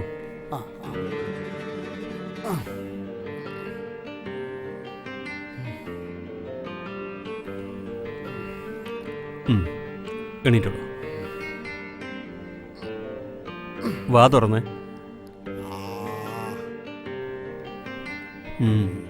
അപ്പൊ അന്തർക്ക ബീഡി വലിക്കുക മാത്രല്ല പുകയില തിന്നുകയും ചെയ്യുന്നുണ്ടല്ലേ? അത് മോനെ ശീലായിട്ട് കുറേയായി, നിർത്താൻ പറ്റണില്ല. അപ്പൊ അന്തർക്ക മുസ്ലിം അല്ലേ? അതെന്താ ഡോക്ടർ നിങ്ങൾ അങ്ങനെ ചോദിച്ചത്? ഞാൻ 5 നേരം പള്ളിയിൽ പോണ നിങ്ങൾ കാണണല്ലേ? അന്തർക്ക, കള്ള് ഹറാമാക്കിയത് എന്തിനാണെന്നറിയോ? നമ്മുടെ ആരോഗ്യത്തിന് ഹാനികരമായതിനാലും ബോധം തീരുന്നത് വരെ അത് കുടിക്കണമെന്ന് തോന്നുന്നതിനാലും, അതായത് അതിന് അടിമയാകുന്നതിനാൽ അല്ലേ? ബീഡിയും സിഗരറ്റും അത് വലിക്കുന്നവരുടെ ആരോഗ്യം മാത്രമല്ല, ആ പുക ശ്വസിക്കുന്നവരുടെ ആരോഗ്യം കൂടി അപകടത്തിലാക്കുന്നു. അതുപോലെ ഹലാലായ മാർഗത്തിൽ ചെലവഴിക്കേണ്ട പണം ഹറാമായ മാർഗത്തിൽ ചെലവഴിക്കുന്നു എന്ന കുറ്റം കൂടിയുണ്ട്. അതുകൊണ്ട് ഇവ രണ്ടും ഒഴിവാക്കിയാൽ മാത്രം മതി. അല്ലാതെ അന്തർക്കാക്ക് വേറെ യാതൊരു അസുഖവും ഇല്ല.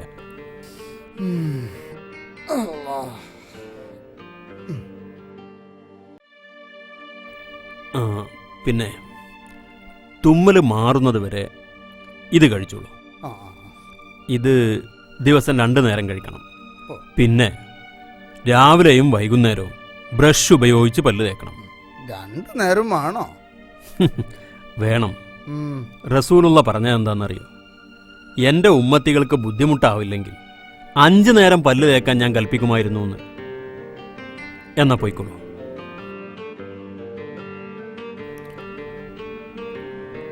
വേണ്ട, ബീഡിയും പുകയിലയൊന്നും വാങ്ങില്ല എന്ന് ഉറപ്പുണ്ടെങ്കിൽ അത് അവിടെ തന്നെ ഇരുന്നോട്ടെ. നിർത്തി, നാളെ മുതൽ നിർത്തി. അല്ല, ദാ ഇപ്പൊ മുതൽ നിർത്തി ഇല്ലേ? ആ നിർത്തിക്കഴിഞ്ഞ്. വാലൈക്കും അസ്സലാം.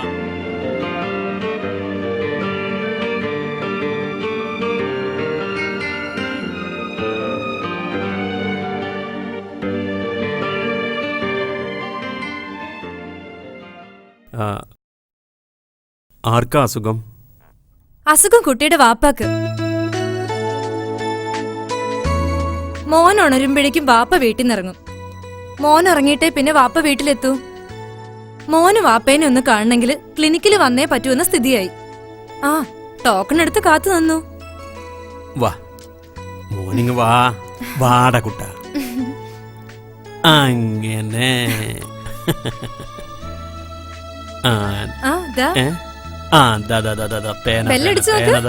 മോനൂസേ, ഓ ജൂനിയർ ഡോക്ടറാ?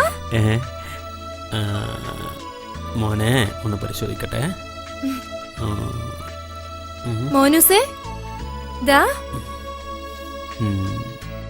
എന്റെ മോന് ഒരസുഖമില്ല, ഫുൾ ഹെൽത്തി. അസുഖം എനിക്കാ. എന്നെ ഒന്ന് പരിശോധിച്ചു നോക്ക്. നിന്നെ പരിശോധിക്കാനോ? നിനക്കെന്താ അസുഖം? ആ കുഴലെടുത്ത് എന്റെ നെഞ്ചത്തൊന്ന് വെച്ച് നോക്ക്. എന്റെ നെഞ്ചിനൊരു വേദന. ആ അസുഖം എനിക്ക് മനസ്സിലായി. അതിന് നല്ല ഇഞ്ചക്ഷൻ വെക്കണം. ആ ബെല്ല് കാണിച്ച മോനെ. മോനുസേ, പുറത്ത് കുറെ പേരുണ്ടോ? ഇല്ല, 2 പേരേ ഉള്ളൂ. പ്രായമുള്ള ആരെങ്കിലും? ഇല്ല. എന്നാ 2 മിനിറ്റ് മോനെ പിടിക്കും. ഓ അതിനെന്താ സാർ? എന്നാ താത്തന്റെ കൂടെ പോയി കേട്ടോ.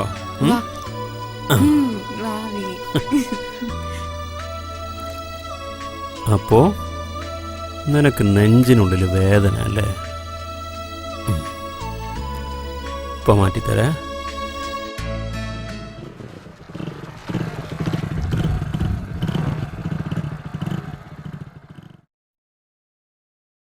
ഒരു ടോക്കൺ വേണമായിരുന്നല്ലോ. ഡോക്ടറോട് ഒരു കാര്യം ചോദിക്കാനാ. ഇന്നിനി ടോക്കൺ ഇല്ല. ഡോക്ടറുടെ ഭാര്യ അകത്തുണ്ട്. അവരിറങ്ങി അകത്ത് കയറാം.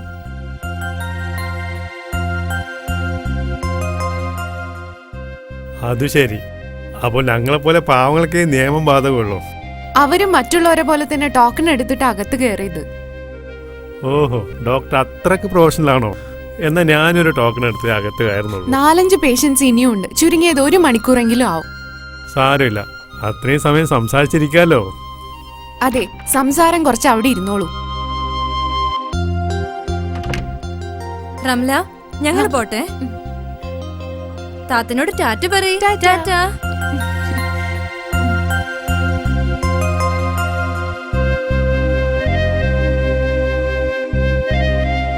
ഓ, അയാളുടെ കുട്ടിയായിരുന്നു. ഞാൻ കരുതി ഇയാളുടെ കുട്ടിയാണെന്ന്. ഓ, എനിക്ക് സമാധാനായി. നിങ്ങൾ ഡോക്ടറെ കാണാൻ വന്നല്ലേ, അകത്ത് കയറിക്കോളൂ. എനിക്ക് ധൃതിയില്ല, കുറച്ച് കഴിഞ്ഞ കാര്യാലും മതി. ഞാൻ ഡോക്ടറോട് പറയും. നീ എന്താ പോത്തൂത്താൻ വരുന്നത് പോലെ? പോട്ടെ പെണ്ണേന്ന് പറഞ്ഞതാ. ഉസ്താദ് വാ.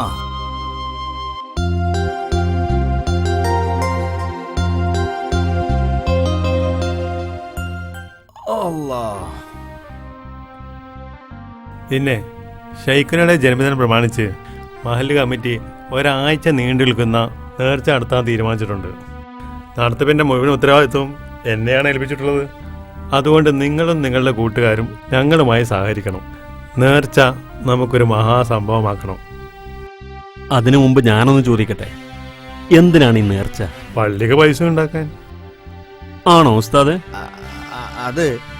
അതായത് ഷെയ്ഖുനാന്റെ ജന്മദിനം നമ്മൾ മഹല്ലുകാരാണല്ലോ ആഘോഷമായിട്ട് നടത്തേണ്ടത്. അന്യനാട്ടിൽ നിന്ന് പോലും ആൾക്കാർ വരും. അങ്ങനെ നമ്മുടെ മഹലിന്റെ കേളി നാടാകെ അറിയപ്പെടും. കൂട്ടത്തിൽ നല്ലൊരു സംഖ്യ ഷെയ്ഖുന നമ്മളെ പള്ളി കമ്മിറ്റിക്ക് തരുകയും ചെയ്യും. അപ്പോൾ ലക്ഷ്യം പണം. പണം വലിയൊരു ഘടകമല്ലേ ഡോക്ടറെ? നമ്മുടെ മഹലെന്ന് പറഞ്ഞാൽ റബ്ബർ എസ്റ്റേറ്റും വാടക കൊടുക്കാൻ ഷോപ്പിംഗ് കോംപ്ലക്സൊന്നും ഇല്ലാത്ത ഒരു പാവ മഹലല്ലേ. പിന്നെ നമ്മുടെ സമുദായത്തിന് വേണ്ടേ ഓരോ ആഘോഷങ്ങളും സന്തോഷങ്ങളും ഒക്കെ. നമ്മുടെ സമുദായത്തിന് 2 ആഘോഷങ്ങൾ റസൂല് പഠിപ്പിച്ചു തന്നിട്ടില്ലേ? അത് റസൂല് പറഞ്ഞ പ്രകാരം ആഘോഷിച്ചാൽ മതി, അല്ലേ ഉസ്താദെ? അല്ല അത് പിന്നെ നിങ്ങൾ ഈ പറയുന്ന ഷെയ്ഖുനയാക്കിയത് ആരാ? അയാൾ ആരുടെ ഷെയ്ഖ? അയാൾ സ്വയം ഇട്ട പേരാണത്. എന്നിട്ട് മറ്റുള്ളവരെ കൊണ്ട് അങ്ങനെ വിളിപ്പിക്കുന്നു. യഥാർത്ഥ ഷെയ്ഖുമാർ ഒരിക്കലും ഞാനൊരു ഷെയ്ഖാണെന്ന് പറഞ്ഞ് നടക്കാറില്ല. ഇയാള് കുറെ രാഷ്ട്രീയക്കാരെയും ബ്രോക്കർമാരെയും ഒക്കെ വിലക്ക് വാങ്ങി ഇപ്പോൾ മഹല്ല് കമ്മിറ്റിക്ക് വില പറഞ്ഞുകൊണ്ടിരിക്കുന്ന ഒരു ബിസിനസ്സുകാരൻ. ജനങ്ങളുടെ അറിവില്ലായ്മയെ ചൂഷണം ചെയ്ത് അവരെ പിഴിയുന്ന ഒരു പക്കാ കച്ചവടക്കാരൻ. അല്ലാതെ എന്താ അയാള്? മഹല്ല് കമ്മിറ്റിയിലെ ഭൂരിപക്ഷ ആൾക്കാരും അംഗീകരിച്ച ഒരു കാര്യമാണ് നേർച്ച നടത്തുക എന്നുള്ളത്. അതിന് ഇനി ഒരു മാറ്റമില്ല. ഇങ്ങളെ കൂട്ടർ കീഴിൽ കൂടാൻ പറ്റുമോന്ന് ചോദിക്കാൻ വന്നായാ ഞങ്ങള്, അല്ലാതെ നിങ്ങളെ പ്രസംഗം കേൾക്കാൻ വന്നൊന്നുമല്ല. മനസ്സിലായില്ലേ? പല സ്ഥലങ്ങളിൽ നിന്നും നാട്ടുകാരെ ആട്ടിയോടിച്ച് 2 വർഷം മുമ്പ് മാത്രം നമ്മുടെ നാട്ടിൽ എത്തിച്ചേർന്ന ഒരു വ്യാജസിദ്ധന്റെ ഏതാനും നോട്ടുകൾക്ക് വേണ്ടി നിങ്ങൾക്ക് അയാളെ പുകഴ്ത്താം, ഇല്ലാത്ത മഹത്വങ്ങൾ പറഞ്ഞു നടക്കാം. അയാളുടെ ജന്മദിനം കെങ്കേമമായി ആഘോഷിച്ച് ജനങ്ങളെ പറ്റിക്കാം. അതെനിക്ക് പറ്റില്ല. ഒന്നാമത് എനിക്കാ പണം വേണം. പിന്നെ അള്ളാഹു നൽകിയ ഈ ബുദ്ധി നിലനിൽക്കുന്നിടത്തോളം കാലം എനിക്ക് അയാൾക്ക് ഗുഡ് സർട്ടിഫിക്കറ്റ് നൽകാനും കഴിയും. നിങ്ങൾ തമ്മിൽ തർക്കിക്കേണ്ട. ഞാൻ ആമത് സാഹിബായി ഒന്ന് സംസാരിക്കട്ടെ. എന്നാ ഞങ്ങൾ പോട്ടെ ഡോക്ടർ.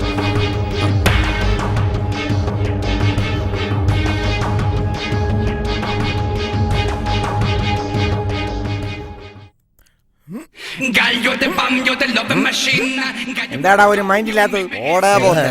Thank you boss. ഇത്ര പേച്ചൊരുത്തനോട് സംസാരിക്കാനാണെന്ന് അറിഞ്ഞിരുന്നെങ്കിൽ ഞാൻ വരൂലായിരുന്നു. ഡോക്ടർ പറഞ്ഞ ശരിയല്ലേ? ഷെയ്ഖിനായിട്ട് പൈസ വാങ്ങിയിരിക്കല്ലേ നേർച്ച നടത്താൻ ഇത്ര ആവേശം? അത് ശരി. ഇപ്പൊ അങ്ങനെയായോ?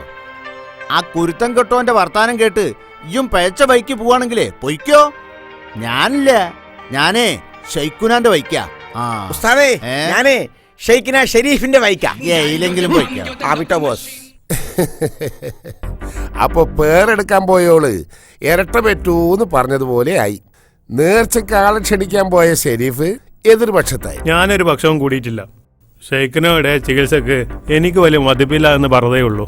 മതിപ്പില്ലാഞ്ഞിട്ടാണോ പല നാടുകളിൽ നിന്ന് ആണും പെണ്ണും ആയിട്ട് നാനാ മതസ്ഥർ ഷെയ്ഖുനാന്റെ അടുത്ത് വരുന്നത്? അത് അവരുടെ കാര്യം, ഞാൻ എന്റെ കാര്യമാണ് പറഞ്ഞത്. പെണ്ണുങ്ങളെ ഉയിഞ്ഞും തലോടിയും ചികിത്സിക്കുന്ന കാര്യം മൂപ്പർക്കില്ലേ? ഷെരീഫേ, നമ്മൾ ഒരാളുടെ നെഗറ്റീവ് വശം മാത്രം നോക്കുന്നത് കൊണ്ടുള്ള കുഴപ്പമാണ്. അത് വിട്. നമുക്ക് പോസിറ്റീവ് നോക്കിയാൽ പോരെ? നമുക്ക് കാര്യം കിട്ടുന്നുണ്ടോ നോക്കിയാൽ മാത്രം മതി. നേഴ്സിന്റെ കാര്യത്തിൽ അതുണ്ട്. വേറെ ഒന്നും നമ്മൾ നോക്കണ്ട. പഴയതുപോലെയല്ല ഇപ്പോ. ആൾക്കാരൊക്കെ പത്രം വായിച്ചും TV കണ്ടും ലോക വിവരം നേടി. നമ്മൾ കുറച്ച് ആൾക്കാർ ഈ കാര്യം പറഞ്ഞിട്ട് ഒരു കാര്യമില്ല. ജനങ്ങൾ തേശൂല. ഷെരീഫേ, നേർച്ച നടത്തിയിട്ടില്ലെങ്കിൽ പള്ളിക്കാര്യങ്ങളൊന്നും നടക്കൂല. മഹലിന് വേറെ വരുമാന മാർഗങ്ങളൊന്നുമില്ല. എന്ന് വെച്ച് ഒരു അബ്കാരി കോൺട്രാക്ടർ 2 ലക്ഷം രൂപ തന്നാലേ അയാളുടെ ബർത്ത്ഡേ ആഘോഷമായി നടത്തി കൊടുക്കോ മഹല്ല് കമ്മിറ്റി? ഈ വലിയ പ്രസംഗമൊന്നും പ്രസംഗിക്കണ്ട. എന്റെ വാപ്പാനെയും പോലെ പലിശ ഇടപാട് നടത്തുന്നവര് ഈ മഹല്ല് വേറെ ആരുമില്ല. എന്നിട്ട് വലിയ ദീനി പോയിന്റും പറഞ്ഞു നടക്കുന്നു. ഷെരീഫേ പോവല്ലേ, ഷെരീഫേ പോവല്ലേ, ഷെരീഫേ പറയുന്ന കേൾക്ക്. സമാധാനായില്ലേ? നമ്മളെ കൂട്ടത്തിലുണ്ടായിരുന്ന ഏക ചെറുപ്പക്കാരനാ. ഓനെയും വെറുപ്പിച്ച്. അല്ല, ഓൻ പറഞ്ഞ കേട്ടില്ല. ഞാൻ അറിഞ്ഞിടത്തോളം പലിശ പരിപാടി ഓൻ നിർത്തി. പലർക്കും പൈസ തിരിച്ചു കൊടുത്തു കേട്ടു. കമ്മിറ്റി തരുന്ന ശമ്പളത്തിന് പുറമെ വീടുകളിൽ പോയി ഫാത്തിഹ ഓതിയും ദോയർന്നും നിങ്ങളും പൈസ വാങ്ങുന്നില്ലേ? അത് പടച്ചോന്റെ കൂലി കിട്ടാൻ വേണ്ടിട്ടല്ലേ? പഠിച്ചോന്റെ കൂലിക്കാണെങ്കിൽ പള്ളിയിലിരുന്ന് ഓതിയാ പോരെ? ആരാന്റെ വീട്ടിൽ പോയി ഓതുന്നത് ആ വീട്ടുകാരന്റെ കയ്യിലുള്ള കൂലിക്കാണല്ലോ. അതുകൊണ്ട് ആരും അങ്ങനെ വലിയ വർത്താനൊന്നും പറയണ്ട.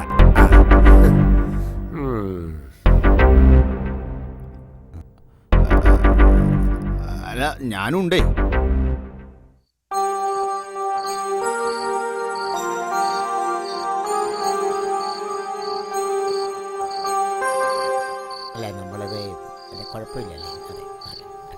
നല്ല വ്യക്തി, നല്ല സമൂഹം. കൊള്ളാം. നിങ്ങൾ മൂന്നാൾ ഇവിടെ ഇരിക്കുക. ഇന്ന് ഖുറാൻ ക്ലാസ് ഇല്ലേ? കുട്ടികൾക്കൊക്കെ പരീക്ഷ നടക്കല്ലേ, ഈ ആഴ്ച വേണ്ടാന്ന് വെച്ചു. ഞാൻ റഹീമിനെ ഖുറാൻ ക്ലാസ്സിന് കൊണ്ടുവന്നതാ. അൽഹംദുലില്ലാ. കേട്ടോ ഡോക്ടറെ, ഇവൻ 5-6 വർഷം മദ്രസയിൽ പോയിരുന്നു, പക്ഷെ 2ാം ക്ലാസ് വരെ എത്തിയില്ലല്ലോ. ഖുറാൻ ക്ലാസ്സിൽ വിളിച്ചപ്പോ ഇവൻ പറയാ എന്റെ പണികളൊക്കെ ആര് ചെയ്യുമെന്ന്. ഞാൻ പറഞ്ഞു ക്ലാസ് കേൾക്കുന്ന സമയത്ത് ശമ്പളം ഞാൻ തരാമെന്ന്. പൊന്നാര മാഷേ ഡോക്ടറെ, സംഗതി അതൊന്നുമല്ല. ബോസിന് ക്ലാസ് കേൾക്കാൻ പോകണം, അതിനെന്റെയും കൂട്ടി. അല്ലാഹു അക്ബർ. ഞാൻ എന്തായി കേൾക്കുന്നത്? നിങ്ങൾ രണ്ടാളും സത്യം മനസ്സിലാക്കിയല്ലോ. അൽഹംദുലില്ലാ. മഹലിലെ കുറെ പേര് നേർച്ചക്കെതിരാ. പരിപാടി പൊളിക്കാൻ എളുപ്പാ. എന്താ ചെയ്യേണ്ടത് ഡോക്ടർ പറഞ്ഞാൽ മതി. ഏയ്, നമ്മൾ പൊളിക്കണ്ട. ഇത്തരം തിന്മകൾക്കെതിരെ ജനങ്ങളെ ബോധവൽക്കരിച്ചാൽ മാത്രം മതി. ബോധവൽക്കരണം ഫലം ചെയ്തതിനുള്ള തെളിവല്ലേ ജനങ്ങൾക്കുള്ള എതിർപ്പ്. പക്ഷേ മഹല്ല് കമ്മിറ്റിയിൽ ഇപ്പോഴും ഭൂരിപക്ഷം അഹമ്മദ് സാഹിബിനാ. അതങ്ങനെ വരൂ. ഒന്നാമത് കമ്മിറ്റി മെമ്പർമാരെല്ലാം അദ്ദേഹത്തിന്റെ ആശ്രിതരും പാർട്ടിക്കാരും. ആരും അദ്ദേഹത്തെ ധിക്കരിച്ച് എതിര് നിൽക്കൂല. എന്നാലും അയാൾ ഇതിന് മാത്രം വാശി പിടിക്കാൻ എന്താണെന്ന് എനിക്ക് മനസ്സിലാവുന്നില്ല. പള്ളിക്ക് പണം വേണമെങ്കിൽ നാട്ടുകാരിന്ന് പിരിച്ചെടുത്താൽ പോരെ? എന്താ ഇത്രയും കാലം കിട്ടിയതുപോലെ എനും കിട്ടിയില്ലേ? എന്താ സംശയം? നാട്ടിൽ കാണുന്ന പള്ളികളും മദ്രസകളും അറബി കോളേജുകളും യത്തീംഖാനകളും ഒക്കെ സാധാരണക്കാരായ ആളുകൾ നൽകിയ നാണയത്തുട്ടുകൾ കൊണ്ടുണ്ടായത് തന്നെയാണ്. ഇവിടെ പ്രശ്നം പള്ളിയുടെ വരുമാനം മാത്രമല്ല, അഹമ്മദ് സാഹിബിൻ്റെയും ഉസ്താദിൻ്റെയും ഒക്കെ വരുമാനമാർഗം കൂടിയാണ്. അതടക്കാൻ അവരനുവദിക്കൂല. അറിഞ്ഞോ, നമ്മുടെ റഹീമിനെ പോലീസ് പിടിച്ചു. എന്തിന്? നേർച്ചയുടെ ഫ്ലക്സ് ബോർഡ് നശിപ്പിച്ചു എന്ന് പറഞ്ഞാ പിടിച്ചോണ്ട് പോയത്. ഇന്നലെ രാത്രി റഹീം ഞങ്ങളോടൊപ്പം ഉണ്ടായിരുന്നല്ലോ. പിന്നെ ഞാനല്ലേ അവനെ വീട്ടിൽ കൊണ്ടാക്കിയത്. ഇതിലെന്തോ പന്തികേടുണ്ട്. നമുക്കൊന്ന് പോയി നോക്കിയാലോ? ശരി, ഞാൻ പോയിക്കൊള്ളാം. അൻവർ അങ്ങാടിയിലുണ്ട്, അവനെയും കൂട്ടാം. ഡോക്ടറെ ക്ലിനിക്കിൽ പോകാൻ സമയമായില്ലേ?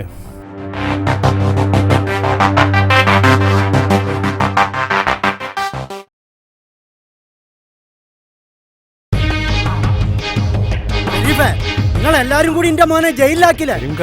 ഞാൻ അപ്പഴ അവനോട് പറഞ്ഞതാ ഇങ്ങനെ കുരുത്തക്കടി കിട്ടുന്ന പണിക്കൊന്നും പോണ്ടാന്ന്.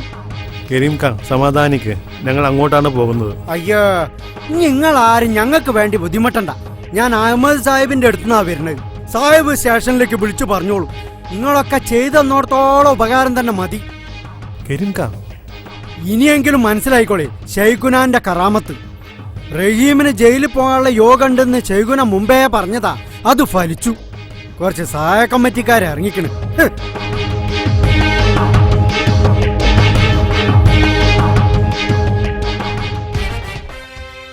May come in sir? Yes, come in. Good morning sir. Good morning. ഇരിക്കൂ.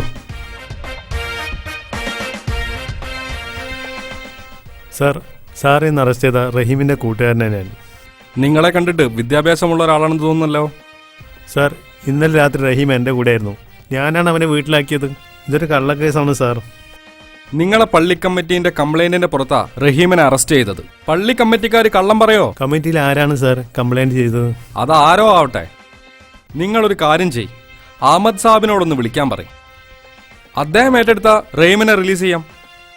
ഞങ്ങൾക്കാരെയും പിടിച്ചു വെക്കണമെന്ന് നിർബന്ധമില്ല. അത് ശരി, അപ്പോൾ സാഹിബാണ് കംപ്ലൈന്റുകാരൻ.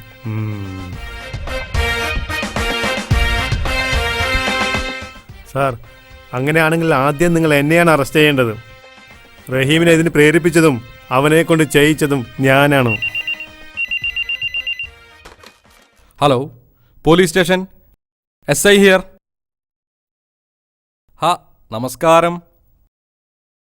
ഓ, വിടാലോ സാഹിബേ. സാഹിബേറ്റാ പിന്നെ എന്താ പ്രശ്നം? ശരി, വിടാം. റഹീമിന്റെ കൂട്ടുകാരൻ ഇവിടെ ഉണ്ട്, അവൻ്റെ കൂടെ വിടാം. ഓക്കെ. നിങ്ങളെ അഹമ്മദ് സാഹിബാ നാട്ടുകാരനെ അറസ്റ്റ് ചെയ്തറിഞ്ഞിട്ട് വിളിച്ചതാ. ഇനി അങ്ങനെയൊന്നും സംഭവിക്കാതെ ഞാൻ നോക്കിക്കോളാന്ന്. സാഹിബിൻ്റെ വാക്ക് എനിക്ക് വിശ്വാസ. നിങ്ങൾ റഹീമിനെ കൂട്ടിയിട്ട് പോയിക്കോളൂ. Thank you sir. ഓക്കെ.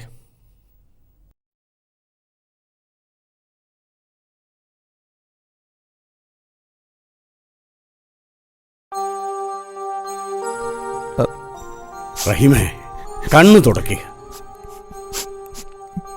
ഞാൻ കരഞ്ഞതല്ല മാഷ്. മാഷ് എന്നെ കെട്ടിപ്പിടിച്ചപ്പോൾ എൻ്റെ കണ്ണ് നിറഞ്ഞതാ. എൻ്റെ ഉപ്പ പോലും എന്നെ ഇങ്ങനെ കെട്ടിപ്പിടിച്ചിട്ടില്ല. ലോകകപ്പിൽ നിന്നും ഞാൻ നേരെ എൻ്റെ ഉപ്പാടെ അടുക്കിലേക്കാണ് പോയത്. ഉപ്പ പറയുക, ദീനുൽ ഇസ്ലാമിനെതിരെ പ്രവർത്തിക്കാനാണ് ഒരുക്കമെങ്കിൽ ഈ വീട്ടിലേക്ക് വരണ്ടെന്ന്. ഞാൻ കള്ളു കുടിച്ചു, സകല തിന്മകൾ ചെയ്ത് നടന്നപ്പോൾ ആർക്കും ഒരു കംപ്ലൈൻറ്റും ഇല്ലായിരുന്നു. ഇപ്പോൾ നിങ്ങളുടെ കൂടെയൊക്കെ കൂടി കുറച്ചെങ്കിലും മനുഷ്യനായി ജീവിക്കാൻ തുടങ്ങിയപ്പോഴാണ് എല്ലാവർക്കും ദീൻ ഇസ്ലാമിനെ ഓർമ്മ വരുന്നത്. പണ്ട് ഞാൻ ഷെരീഫിൻ്റെ കൂടെ തല്ലാനും പലിശ പിരിക്കാനും ഒക്കെ പോയിട്ടുണ്ട്. അതിനൊക്കെ ഒരുപാട് തല്ലും കിട്ടിയിട്ടുണ്ട്. അപ്പോഴൊന്നും ഞാൻ കരഞ്ഞിട്ടില്ല. ഇന്ന് ഷെരീഫ് പോലീസ് സ്റ്റേഷനിൽ വന്ന് റഹീമിന് മുമ്പേ എന്നെ അറസ്റ്റ് ചെയ്യണം, ഞാനാണ് അവനെ കൊണ്ട് ഇതെല്ലാം ചെയ്യിച്ചെന്ന് പറഞ്ഞപ്പോ ഞാൻ ശരിക്കും കരഞ്ഞു പോയി ഡോക്ടറെ. റഹീമേ, ഇനി നീ നാട്ടിൽ നിൽക്കണ്ട. എന്റെ മരുമോൻ മുസ്തഫ വിചാരിച്ചാൽ നിനക്കൊരു വിസ ശരിയാക്കി തരാൻ പറ്റും. ഞാൻ അവനോട് പറയാം. നീ പുറത്തൊക്കെ ഒന്ന് പോയി 1-2 കൊല്ലം കഴിഞ്ഞിട്ട് വാ. അല്ലെങ്കിൽ പന്ത് തട്ടുന്നത് പോലെ എല്ലാവരും നിന്നെ തട്ടും. അതിനൊക്കെ പണം വേണ്ടേ മാഷെ? വിസക്ക് കാശൊന്നും വേണ്ട. പിന്നെ ടിക്കറ്റിനുള്ളതല്ലേ, അത് നമുക്കുണ്ടാക്കാന്ന്. നമ്മൾ വെറുതെ പേടിച്ചൊളിച്ചോടുന്ന എന്തിനാ? പോയി ചോദിക്കണം കള്ളക്കേസ് കൊടുത്തവരോട്. അഹമ്മദ് സാഹിബോ ഏത് കോപ്പിലെ പ്രസിഡന്റോ ആരായാലും ഇന്ന് റഹീം, നാളെ ഞാനോ മറ്റാരോ എന്ന് ആർക്കറിയാം? ഷെരീഫേ, ഇപ്പം നമ്മൾ എരിതിയിൽ എണ്ണ ഒഴിക്കുകയല്ല വേണ്ടത്, പകരം വെള്ളമൊഴിച്ച് തീ കെടുത്തുകയാണ് വേണ്ടത്. ജനങ്ങളിൽ പലരും നമ്മളെ എതിർക്കുന്നത് അവരുടെ അജ്ഞത കൊണ്ടാണ്. അത് തിരുത്തുകയാണ് ആദ്യം വേണ്ടത്. ഈ ജനം നമ്മുടെ ശത്രുക്കളല്ല, മിത്രങ്ങളാണ്, ബന്ധുക്കളാണ്. അതുകൊണ്ട് നാം നാട്ടുകാരുടെ പ്രശ്നങ്ങളിൽ സജീവമായി ഇടപെടണം. ഈ റമദാന് മുമ്പുള്ള 2 മാസം ശക്തമായ പ്രബോധനം നടത്തണം, പ്രത്യേകിച്ച് സ്ത്രീകൾക്കിടയിൽ. ഷെരീഫും അൻവറും പറ്റുന്ന 4-5 പേരെ കൂട്ടി യുവാക്കൾക്കിടയിൽ കടന്നു ചെല്ലണം. ആരെയും ഒഴിവാക്കരുത്. അവർ മുസ്ലിങ്ങളാവട്ടെ അമുസ്ലിമീങ്ങളാവട്ടെ, പള്ളിയിൽ വരുന്നവരാവട്ടെ വരാത്തവരാവട്ടെ, അള്ളാഹുവാണ് സത്യം. ഇൻഷാ അല്ലാഹ് ഒരു നാൾ പുലരുക തന്നെ ചെയ്യും. നന്മ പുനഃസ്ഥാപിക്കുകയും തിന്മ ഉച്ചാടനം ചെയ്യുകയും ചെയ്യുന്ന ഒരു നാൾ.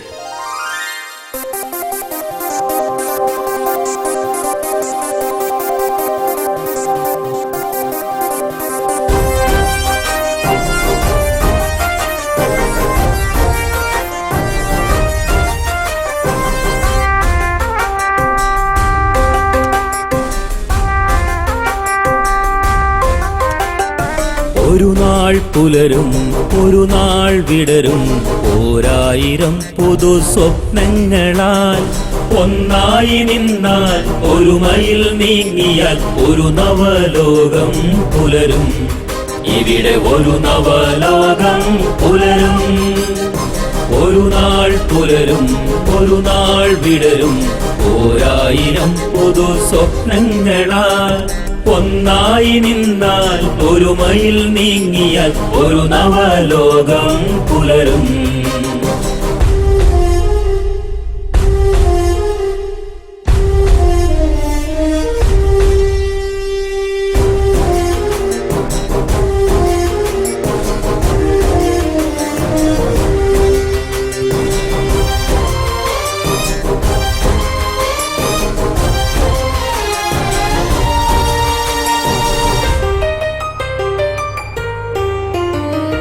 ഇവിടെ തളിർക്കില്ല ഇനിയൊരു തന്ത്രവും, ഇവിടെ വളരില്ല ഇനിയൊരു മന്ത്രവും.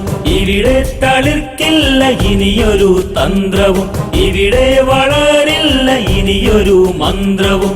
ഈ പുണ്യഭൂമിയിൽ വളരും യുവതയ്ക്ക് ഒരു നവഗാനം പാടാ, ഒരു നവഗാനം പാടാ.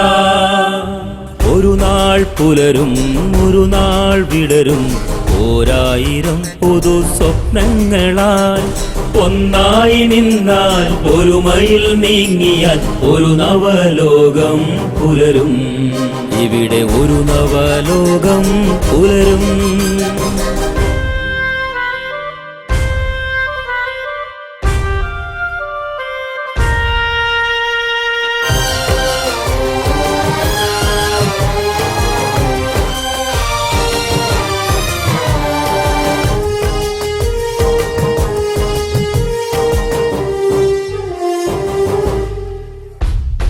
എവിടെ ഉമറിന്റെ നീതിയും നന്മയും, എവിടെ ഉസ്മാന്റെ ധർമ്മവും ദാനവും.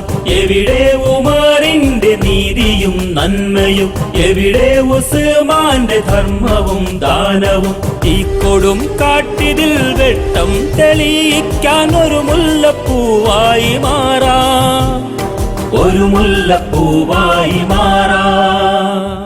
ഒരു നാൾ പുലരും, ഒരു നാൾ വിടരും. 1000 പുതു സ്വപ്നങ്ങളാൽ ഒന്നായി നിന്നാൽ ഒരു മൈൽ നീങ്ങിയാൽ ഒരു നവലോകം പുലരും. ഇവിടെ ഒരു നവലോകം പുലരും. ഒരു നാൾ പുലരും, ഒരു നാൾ വിടരും. 1000 പുതു സ്വപ്നങ്ങളാൽ ഒന്നായി നിന്നാൽ ഒരു മൈൽ നീങ്ങിയാൽ ഒരു നവലോകം പുലരും. ഇവിടെ ഒരു നവലോകം പുലരും. ഇവിടെ ഒരു നവലോകം പുലരും. ഇവിടെ ഒരു നവലോകം പുലരും.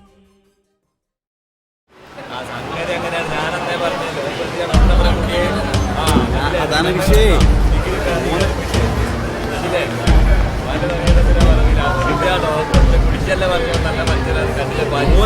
ഇസ്ലാം ഞാൻ വിചാരിച്ചോ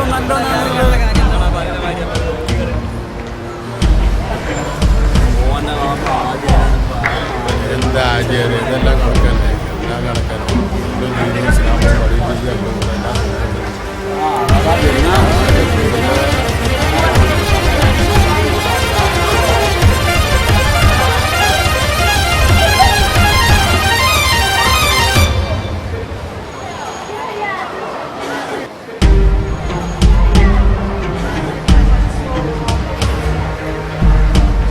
എഴുതൊട്ടിച്ചത് ഏത് കൊമ്പത്തെ പൂമോനാണെങ്കിലും ഓർത്തോ, ഷെരീഫിനോടാ കളി, അത് മറക്കണ്ട.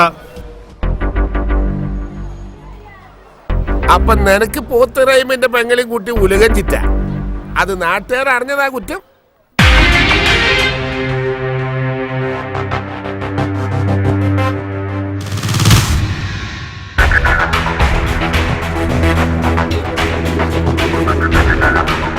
എന്നാ എല്ലാവരും കേട്ടോ, ഷെരീഫ് കെട്ടാൻ പോകുന്ന പെണ്ണാ റംല, എന്റെ പെണ്ണ്. അപ്പൊ വിഘടന കമ്മിറ്റിക്കാർക്ക് നിക്കാഹ് കഴിക്കാതെ തന്നെ ബന്ധപ്പെടാം അല്ലേ ഉസ്താദേ? അനാവശ്യം പറഞ്ഞാണ്ടല്ലോ, സാഹിബ നേതാവെന്ന് ഞാൻ നോക്കില്ല. വലിയ വീട്ടിലെ അഹമ്മദ് സാഹിബേ, നിങ്ങളുടെ പല കേസുകളും അറിയുന്നവനാ ഞാൻ. മഹലിൽ എത്ര വീടുകളിൽ നിങ്ങൾ അവിഹിത ബന്ധം നടത്തുന്ന കൃത്യമായി അറിയുന്നവനാ ഞാൻ. ജനമധ്യത്തിൽ എന്നെ കൊണ്ട് പറയിപ്പിക്കല്ലേ.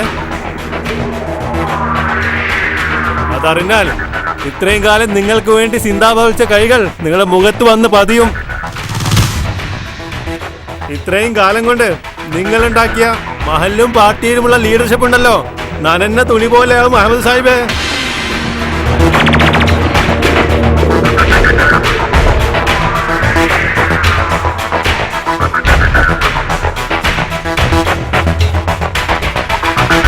ഷെരീഫിനെ കൊണ്ടൊരു കടും ചെയ്യിക്കല്ലേ. ചെയ്യിച്ചാൽ എല്ലാവരെയും പറഞ്ഞനുസരിപ്പിക്കുന്ന, നാട്ടിലെ നീതിയും നിയമവും വിലക്കുമാകുന്ന അഹമ്മദ് സാഹിബേ പിന്നെ ജീവനോടെ കാണില്ല, ഓർത്തോ.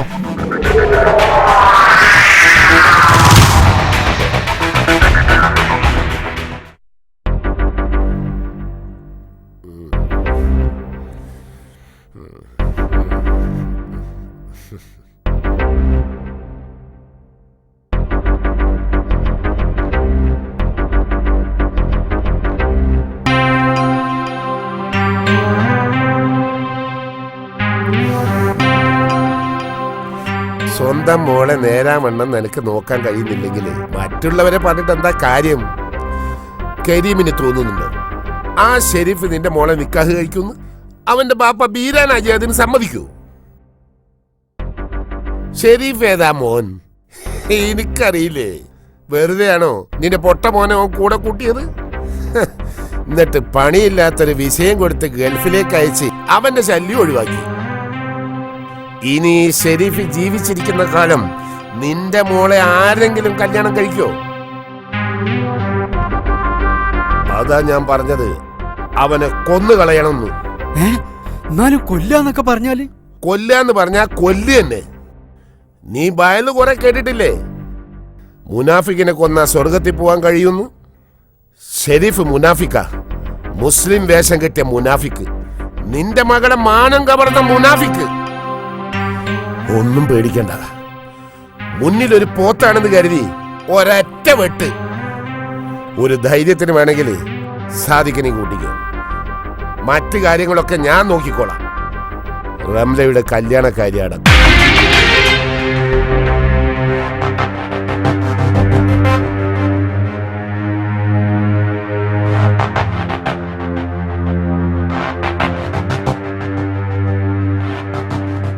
ഇന്നലത്തെ സംഭവം ജനങ്ങൾക്കിടയിൽ നമുക്ക് ചീത്തപ്പേരുണ്ടാക്കുന്നതായി.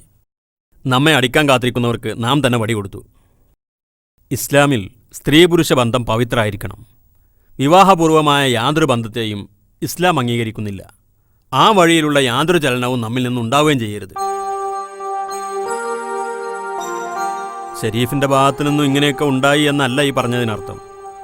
ഷെരീഫിന് റംലയെ കല്യാണം കഴിക്കണമെന്നുണ്ടായിരുന്നെങ്കിൽ കരീം കെ ആയിരുന്നു ആദ്യം സമീപിക്കേണ്ടിയിരുന്നത്.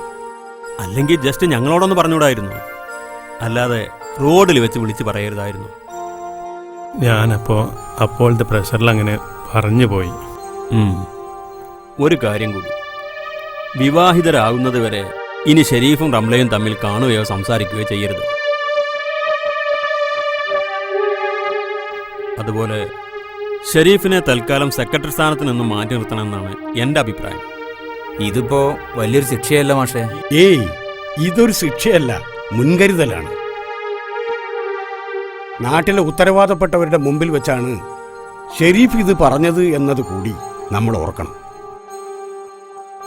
ഷെരീഫിനെ നമ്മൾ ഒറ്റപ്പെടുത്തുകയല്ല, ഷെരീഫിന്റെ കൂടെ നമ്മളെല്ലാവരും ഉണ്ടാവും.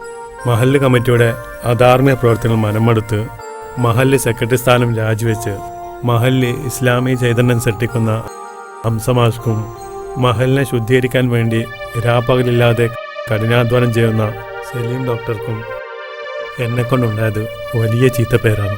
ഞാൻ കാരണം നിങ്ങളെല്ലാം അപമാനിക്കപ്പെട്ടു. എന്നോട് ക്ഷമിക്കണം. ഷെരീഫേ, അതിനു മാത്രമൊന്നും ഇവിടെ സംഭവിച്ചിട്ടില്ലല്ലോ. എങ്കിലും ഒരൊറ്റ വാചകം കൊണ്ട് ഞാൻ നിങ്ങളൊക്കെ നിശബ്ദരാക്കിയില്ല. എനിക്ക് റംലയോട് അങ്ങനെ ഒരു ഇഷ്ടം തോന്നി. പിന്നെ അവളെക്കുറിച്ച് അങ്ങനെ ഒരു വൃത്തികെട്ട അപവാദം എഴുതി കണ്ടപ്പോൾ എൻ്റെ ക്ഷമ പോയി. നിയന്ത്രണമില്ലാതെ എൻ്റെ നശിച്ച നാക്ക് ഒരു ഗമ പോലെ അത് വിളിച്ചു പറയുകയും ചെയ്തു.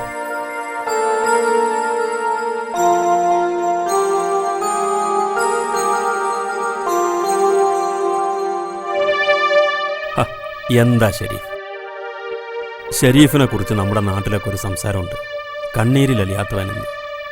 അങ്ങനെയുള്ള ആളുടെ കണ്ണ് നിറയെ. നീ ആ കണ്ണുടക്ക്.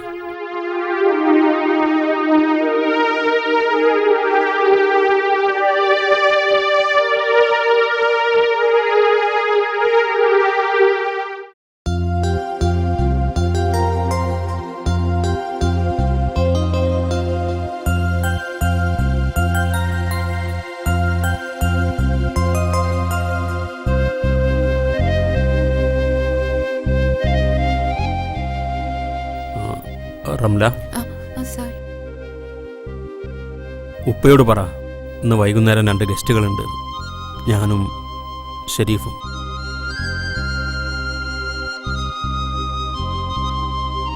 ഷെരീഫിൻ്റെ ഉപ്പ പെട്ടെന്ന് അംഗീകരിക്കുമെന്ന് തോന്നുന്നില്ല. പക്ഷേ റംലയുടെ ഉപ്പ എതിർക്കേണ്ട കാര്യമൊന്നുമില്ലല്ലോ. എന്നാ പിന്നെ റംല പോയിക്കോ. ശരി സർ. ഞങ്ങൾ മഗ്‌രിബിന് ശേഷം വരാം. ശരി സർ. ആ റംല, നല്ല പൂവടയും പോത്തിറച്ചുവടയൊക്കെ ഉണ്ടാക്കണം കേട്ടോ.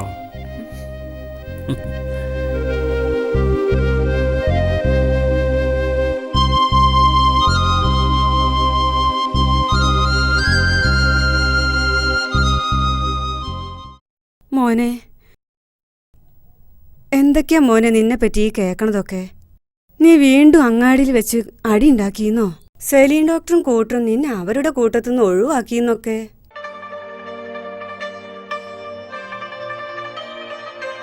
എന്തു പറ്റി നിനക്ക്? നീ ഒരു പുതിയ മനുഷ്യനായി കണ്ടപ്പോ ഈ ഉമ്മ എന്തുമാത്രം സന്തോഷിച്ചെന്നോ? ഇല്ല ഉമ്മ, ഉമ്മാന്റെ മോനെ പടച്ചോൻ തിരക്കത്തൊന്നും ചെയ്തിട്ടില്ല, ഇനി ഒട്ടും ചെയ്യുകയില്ല. പുതിയ ബന്ധവും കൂട്ടുകെട്ടും ഒഴിവാക്കാതെ ഈ പടി കയറണ്ടെന്ന് ഉപ്പ പറഞ്ഞിട്ടും നാണം കെട്ട് ഞാൻ എന്നും ഓടി വരുന്നത് എൻ്റെ ഉമ്മാനെ കാണാൻ മാത്രമാണ്. ഉമ്മാനോടും കൂടെപ്പിറപ്പോഴുള്ള ബാധ്യത നിർവഹിക്കാൻ തന്നെയാണ്. എനിക്ക് ചെയ്തു പോയ തെറ്റുകൾക്കെല്ലാം പ്രായശ്ചിത്തം ചെയ്യണം. ഉമ്മ പേടിക്കണ്ട, ഇനി ഉമ്മാൻ്റെ മോൻ പഴയ നശിച്ച ജീവിതത്തിലേക്ക് തിരിച്ചു പോകില്ല. പിന്നെ നീ എങ്ങോട്ടാ ആരോടൊന്നും പറയാതെ ഈ ഇരുട്ടാ നേരത്തെ ഇറങ്ങി പോകുന്നത്? ഇപ്പോൾ എനിക്ക് അത്യാവശ്യമായി സലീം ഡോക്ടറെ കാണേണ്ടതുണ്ട്. എന്തിനാണെന്ന് പറഞ്ഞാൽ ഉമ്മ സമ്മതിക്കില്ല. അല്ലെങ്കിൽ വേണ്ട, ഞാൻ വന്നിട്ട് പറയാം. ഞാനിപ്പോൾ പോകുന്ന കാര്യം യാതൊരു മുടക്കമില്ലാതെ സഫലീകരിക്കാൻ ഉമ്മ ദുആയിരക്കണം. ഇൻഷാ അല്ലാഹ് ഞാൻ ഉടനെ തിരിച്ചു വരും. അസ്സലാമു അലൈക്കും. വലൈക്കും അസ്സലാം.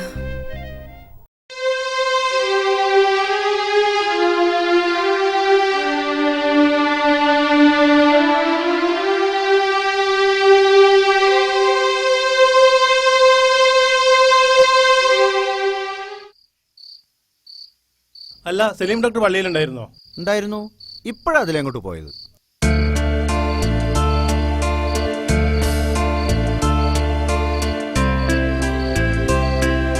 ഡോക്ടറെ, ഡോക്ടറെ. ആ, അസ്സലാമു അലൈക്കും. വലൈക്കും അസ്സലാം. ജമാഅത്തിന് കാണാതിരുന്നുകൊണ്ട് മഗ്‌രിബ് നിസ്കാരം കഴിഞ്ഞ് കുറച്ച് സമയം കൂടി ഞാൻ പള്ളിയിൽ കാത്തിരുന്നു. പിന്നെ ഇറങ്ങി നടന്നു. ഞാൻ ചെറിയ പള്ളിയുടെ അടുത്തെത്തിയപ്പോൾ തന്നെ ബാങ്ക് വിളിച്ചു. പിന്നെ ജമാഅത്തിന് അവിടെ കൂടി. എനിക്കെന്തോ വല്ലാത്തൊരു ടെൻഷൻ. പെണ്ണ് കാണാൻ പോവല്ലേ, ഇത്തിരി ടെൻഷനൊക്കെ നല്ലതാ. അല്ല, നീ നിന്റെ ബാപ്പയോട് പറഞ്ഞോ? ഇപ്പോൾ പോകുന്ന കാര്യം പറഞ്ഞിട്ടില്ല. റംലാന്റെ കാര്യം പറഞ്ഞപ്പോൾ തന്നെ മറുപടി നെഗറ്റീവായിരുന്നു. ബാപ്പാക്ക് ഇഷ്ടമല്ലാത്ത വീട്ടിൽ നിന്ന് പെണ്ണ് കെട്ടി ബാപ്പാന്റെ വീട്ടിൽ കയറേണ്ടെന്നു. ആ, ഇനിയിപ്പോൾ അതൊന്നും ആലോചിച്ച് ടെൻഷൻ അടിക്കണ്ട, ഒക്കെ ക്രമേണ ശരിയായിക്കൊള്ളും. എന്നാലും എത്ര പ്രശംസിച്ചാലും മതിയാവാത്തൊരു കാര്യമാണ് ഷെരീഫ് ചെയ്യുന്നത്. പണവും പ്രതാപവും ഒക്കെ വലിച്ചെറിഞ്ഞ് ഒരു പാവപ്പെട്ട പെണ്ണിനെ ജീവിതസഖ്യ, എന്നിട്ട് ഒരാൾ പോലും നല്ലത് പറയാനില്ലാതെ ഈ ഞാൻ പോലും. ഷെരീഫ്, ഞാൻ നിന്റെ ഉദ്ദേശശുദ്ധിയെ അല്ല എതിർത്തത്, നീ തിരഞ്ഞെടുത്ത വഴിയെയാണ്. ആളുകളുടെ മുമ്പിൽ വെച്ച് അത്തരം ഒരു പ്രസ്താവന നടത്തിയതിനെയാണ്. അല്ല, നീ എന്താ ഒന്നും മിണ്ടാത്തത്?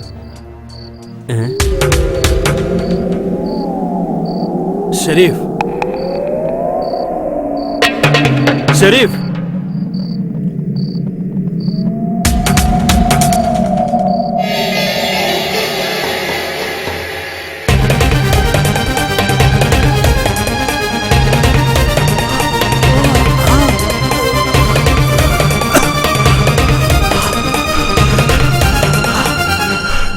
ഷെരീഫ്, ഷെരീഫ്, എന്താ എന്ത് പറ്റി നിനക്ക്? ഷെരീഫ്, എന്താ, ആരാ ഇത് ചെയ്തത്? ഷെരീഫ്, ഇല്ലല്ലോ, ഒന്നുമില്ല, ഒന്നുമില്ല, ഒന്നുമില്ല, എനിക്കൊന്നും പറ്റിയിട്ടില്ല, ഒന്നും പറ്റിയിട്ടില്ല ഷെരീഫ്, ഞാനില്ല കൂടെ. ഇല്ല, കരയല്ല, ഇല്ല, ഒന്നുമില്ലടാ.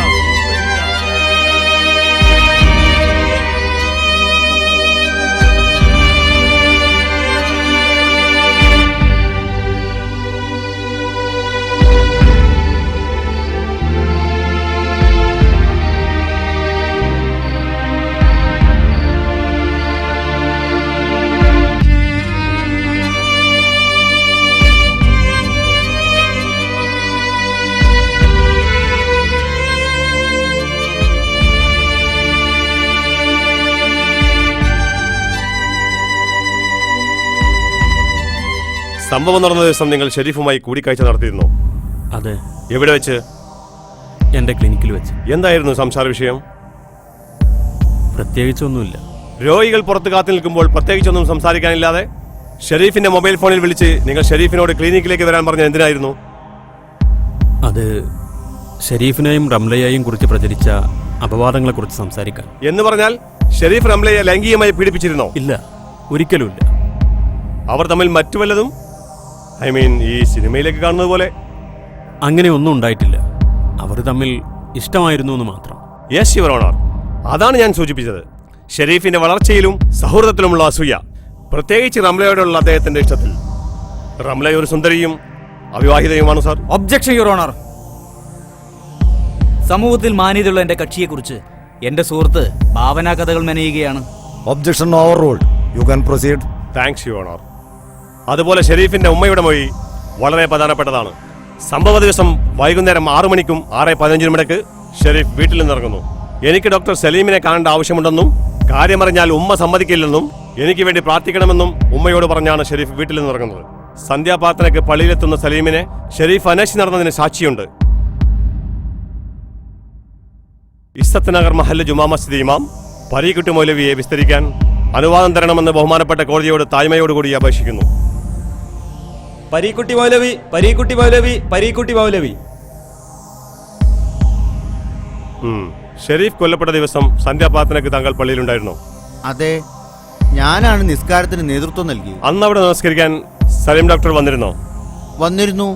നിസ്കാരം കഴിഞ്ഞിട്ട് എല്ലാവരും പിരിഞ്ഞു പോയിട്ടും ഡോക്ടർ കുറേ സമയം അവിടെ തന്നെ ഇരുന്നു. നമസ്കാരത്തിന് ശേഷം നിങ്ങൾ ഷെരീഫിനെ കണ്ടിരുന്നോ? ആ, കണ്ടിരുന്നു. പള്ളിയിൽ നിന്ന് ഇറങ്ങി ഒരു ചായ കുടിക്കാൻ വേണ്ടി ഞാൻ ഹോട്ടലിലേക്ക് നടന്നു പോയിക്കൊണ്ടിരിക്കുമ്പോൾ ഷെരീഫ് ധൃതിയിൽ നടന്നു വന്ന് എന്നോട് സലീം ഡോക്ടറെ കണ്ടോന്ന് ചോദിച്ചു. പള്ളിയിലുണ്ടായിരുന്നു എന്നും കുറച്ചു മുമ്പ് പോയിന്നും ഞാൻ പറഞ്ഞു. എന്താ കാര്യമെന്ന് ചോദിച്ച എന്നോട് കാണേണ്ട കാര്യമുണ്ടെന്ന് കയർത്തു പറഞ്ഞാണ് സലീം ഡോക്ടർ പോയ വഴിയെ ഷെരീഫ് ധൃതിയിൽ പോയത്. ശരി മൗലവി, താങ്കൾക്ക് പോവാം.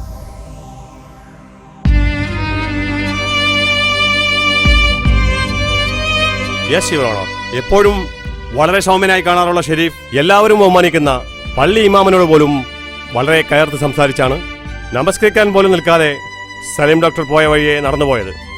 കുറച്ച് ദൂരെ വെച്ച് ഷെരീഫും സലീമും കണ്ടുമുട്ടുകയും വാക്തർക്കത്തിൽ ഏർപ്പെടുകയും ചെയ്തു. ഒരു ഡോക്ടർ കൂടിയായ സലീം ഷെരീഫിനെ ആക്രമിക്കാൻ വേണ്ടി മനഃപൂർവ്വം അറയിൽ സൂക്ഷിച്ചു വെച്ചിരുന്ന കത്തി കൊണ്ട് തുടരെ തുടരെ കുത്തുകയാണ് ഉണ്ടായത്.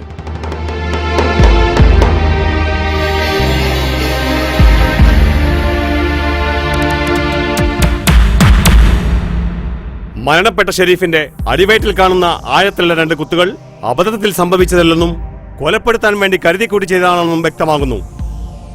സംഭവത്തിന്റെ ഏക ദൃക്സാക്ഷിയായ കൊട്ടമ്പറമ്പിൽ സാദിഖിനെ വിസ്തരിക്കാൻ അനുമതി തരണമെന്ന് ബഹുമാനപ്പെട്ട കോടതിയോട് താഴ്മയോടുകൂടി അപേക്ഷിക്കുന്നു. കൊട്ടമ്പാറമ്പൽ സാദിഖ്, കൊട്ടമ്പാറമ്പൽ സാദിഖ്, കൊട്ടമ്പാറമ്പൽ സാദിഖ്.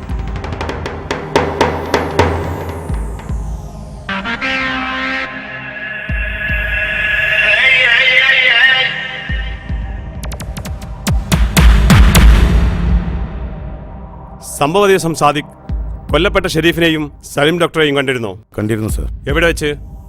ഇസ്സത്ത് നഗർ ജുമാഅത്ത് പള്ളിയുടെ ഏകദേശം 200 മീറ്റർ അകലെ നടു റോഡിൽ വെച്ച്. ഏകദേശം എത്ര മണിക്ക്? ഒരു 7 മണിയാണ് കാണും. ആ സമയം നിങ്ങൾ എവിടെ പോവുകയായിരുന്നു? ഞാൻ എൻ്റെ വീട്ടിൽ നിന്നും കടയിലേക്ക് പോവുകയായിരുന്നു. ശരി, നിങ്ങൾ എന്താണ് കണ്ടത്? 2 പേർ റോഡിൽ വെച്ച് അടി കൂടുന്നത് കണ്ടു. ഞാൻ അടുത്തെത്തിയപ്പോൾ സലീം ഡോക്ടർ നിന്നെ ഞാൻ ജീവിക്കാൻ അനുവദിക്കില്ലടാ എന്ന് പറഞ്ഞുകൊണ്ട് ഷെരീഫിന്റെ അടിവയറ്റിൽ കത്തി കൊണ്ട് കുത്തുന്നതായി കണ്ടു. 2 പ്രാവശ്യം കുത്തുന്നതായി കണ്ടു. സലീം ഡോക്ടർ എന്നെ തിരിച്ചറിയാതിരിക്കാൻ വേണ്ടി ഞാൻ ഓടി രക്ഷപ്പെടുകയായിരുന്നു സർ.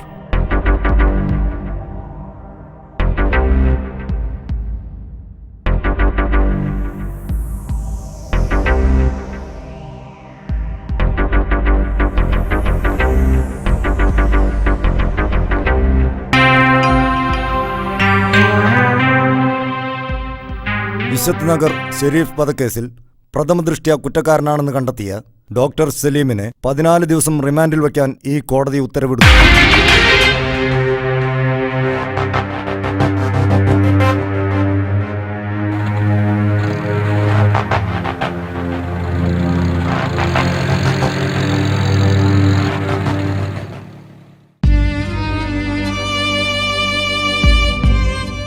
ഡോ വിസിറ്റേഴ്സ് ഉണ്ട്.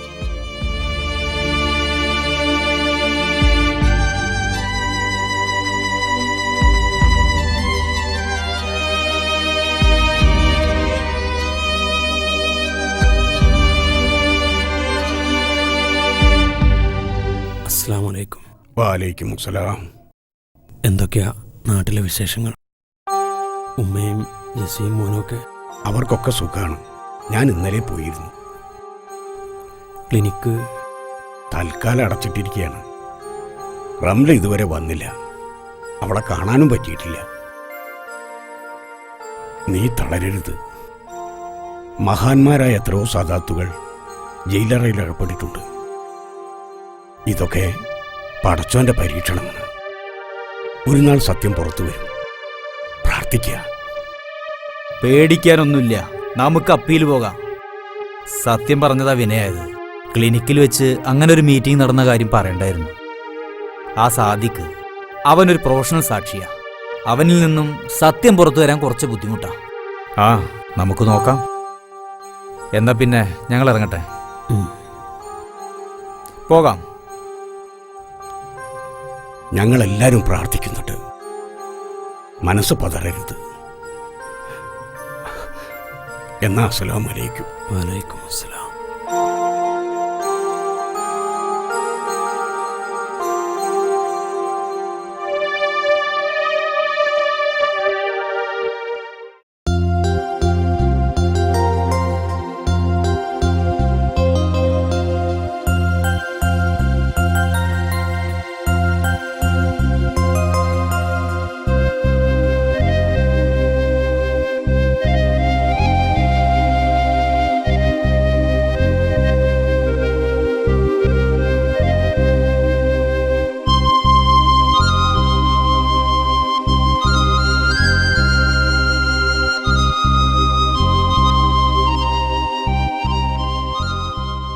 മോളെ, എന്തെങ്കിലും ഒന്ന് തിന്ന്.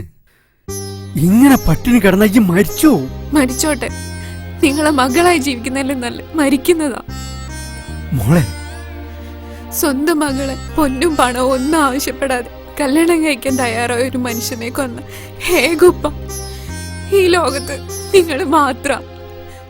എന്നിട്ട് ആ കുറ്റം ഒരു ഉറുമ്പിനെ പോലും നോക്കാത്ത ഒരു പാവ മനുഷ്യന്റെ തലയിലിട്ടു. അത് പിന്നെ ഓ നിന്നെ ചതിച്ചു എന്ന് കേട്ടിട്ടല്ലേ മോളെ. ഈ വിവരം ആരെങ്കിലും അറിഞ്ഞാ പിന്നെ അനക്ക് യുക്തി ഉണ്ടാവൂല. എന്റെ മോക്ക് ആരുണ്ടാവൂല. എനിക്ക് ആരും വേണ്ട. ഞാനിതെല്ലാരോടും പറയാൻ പോവാ. അല്ലെങ്കിൽ ആ കത്തിയെടുത്ത് എന്നെ കൊല്ല്. എന്നെ കൊല്ലാൻ. എനിക്ക് ഇങ്ങനെ ജീവിക്കണ്ട.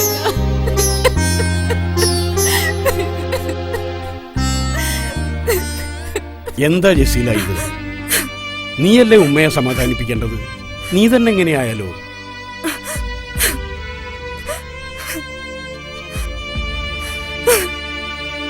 എങ്ങനെയാ മാഷെ ഓൾ എന്നെ സമാധാനിപ്പിക്കുക? എന്റെ മോള് സംഭവം അറിഞ്ഞത് മുതൽ നേരെ വേണം ഭക്ഷണം കഴിച്ചിട്ടില്ല. എന്റെ മോൻ ഒരു പൂച്ചനെ പോലും കല്ലെടുത്തെറിയുന്നത് ഞാൻ കണ്ടിട്ടില്ല. അങ്ങനെയുള്ള എന്റെ മോൻ ഒരു കൊലയാളിനെ പോലെ. പഠിച്ചോനെ, എന്തിനാ ഞങ്ങൾ ഇങ്ങനെ പരീക്ഷിക്കണം? എന്റെ റബ്ബേ. എന്നാ പിന്നെ ഞാൻ ഇറങ്ങട്ടെ. വെള്ളം കുടിച്ചിട്ട് പോകാം. വേണ്ട, ഇപ്പൊ ഒന്നും വേണ്ട. മനസ്സ് നീറുക. എനിക്ക് പിറക്കാതെ പോയ 2 മക്കളാ സലീമും ഷെരീഫും. ഇപ്പൊ 2 പേരെയും എനിക്ക് നഷ്ടപ്പെട്ടു. ഒരാൾ കാരാഗ്രഹത്തിലും മറ്റൊരാൾ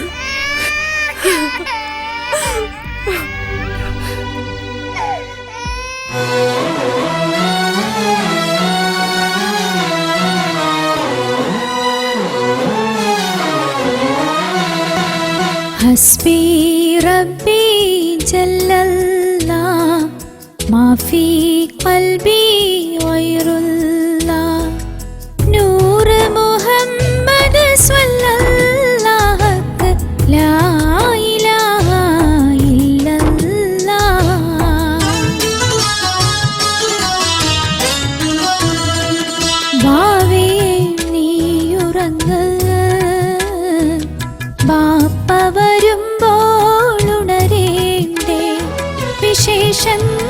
വാക്കൊക്കെ ചൊല്ലേണ്ടേ വാവേ നീയുറങ്ങ് വാവേ വാവേ വാവാവോ വാവേ നീയുറങ്ങ്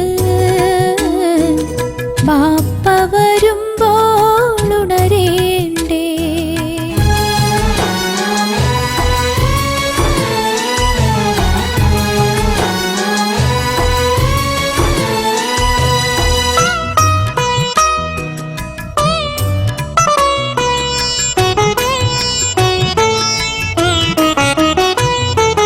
പുലരും മുമ്പേ നീ ഉണരേണം പൊന്നുമോനായി നീ വളരേണം. പുലരും മുമ്പേ നീ ഉണരേണം പൊന്നുമോനായി നീ വളരേണം. നല്ലവർക്കെല്ലാം തുണയാകണം നാട്ടുകാർക്കെന്നും തണലേകണം. നീ ബാപ്പയുടെ മോനായി അറിയണം.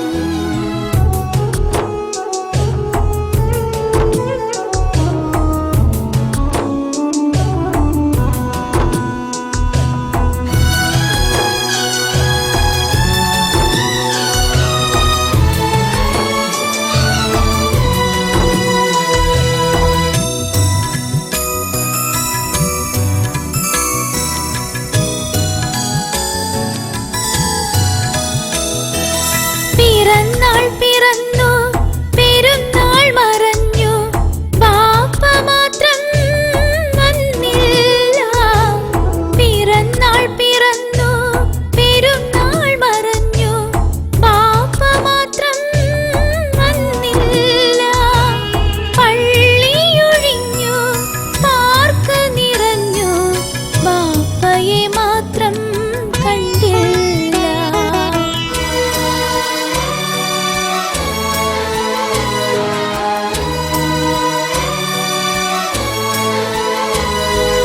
കരയല്ലേ കരളിന്റെ കനവേ കനിവിനായി തേടൂ കുരുന്നേ. കരയല്ലേ കരളിന്റെ കനവേ കനിവിനായി തേടൂ കുരുന്നേ. കാരുണ്യവാനേ കരുണാനിധിയേ ഞങ്ങളുടെ കിനാവ് കെടുക്കല്ലേ. ഹസ്ബി റബ്ബി ജല്ലല്ലാഹ് മാഫി ഖൽബി ഗൈറുല്ലാഹ് നൂറ് മുഹമ്മദ് സ്വല്ലല്ലാഹ് ലാ ഇലാഹ ഇല്ലല്ലാഹ്.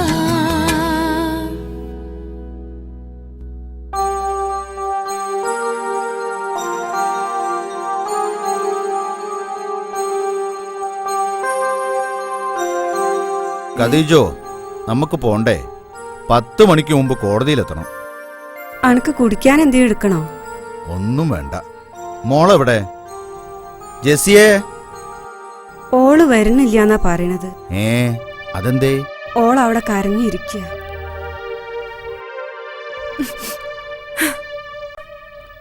ഞാൻ വരുന്നില്ലപ്പ. കോടതിയില് സലീംക്ക് ഒരു കുറ്റവാളിയെ പോലെ നിൽക്കുന്നത് കാണാൻ ഞാനില്ല. മോളെ, സലീം ഒരു തെറ്റും ചെയ്തിട്ടില്ലെന്ന് നമുക്കറിയാം. പക്ഷേ കോടതിക്ക് അവിടുത്തെ കീഴ്വഴക്കങ്ങളൊക്കെ ഇല്ലേ? ഏതായാലും ഇന്ന് ജാമ്യാപേക്ഷ പരിഗണിക്കുന്നുണ്ടല്ലോ. സലീമിനെ ഒന്ന് കാണുകയും ചെയ്യാം. വേണ്ടപ്പ. സലീംക്ക് എന്റെ മനസ്സിലുണ്ട്. ചെറുപ്പകാലം മുതൽ ഞാൻ കാണുന്ന സലീംക്ക, കല്യാണം കഴിഞ്ഞതു മുതൽ ഞാൻ അടുത്തറിയുന്ന എന്റെ സലീംക്ക, ആരോടും കയർത്ത് സംസാരിക്കാത്ത, എല്ലാരോടും പുഞ്ചിരിക്കുന്ന സലീംക്ക. ആ സലീംക്ക കോടതി മുറിയിലെ വിസ്താരക്കൂട്ടിൽ ഒരു കൊലയാളിയായി മുഖം കുനിച്ചു നിൽക്കുന്നത് എനിക്ക് കാണണ്ട. മോളെ, ഞാനിവിടെ ഇരുന്നോളാം. കാപട്യങ്ങൾ പൊളിഞ്ഞ് സത്യം പുറത്തു വരുന്ന ദിവസം പുലരാൻ പടച്ചവനോട് പ്രാർത്ഥിച്ചോളാം.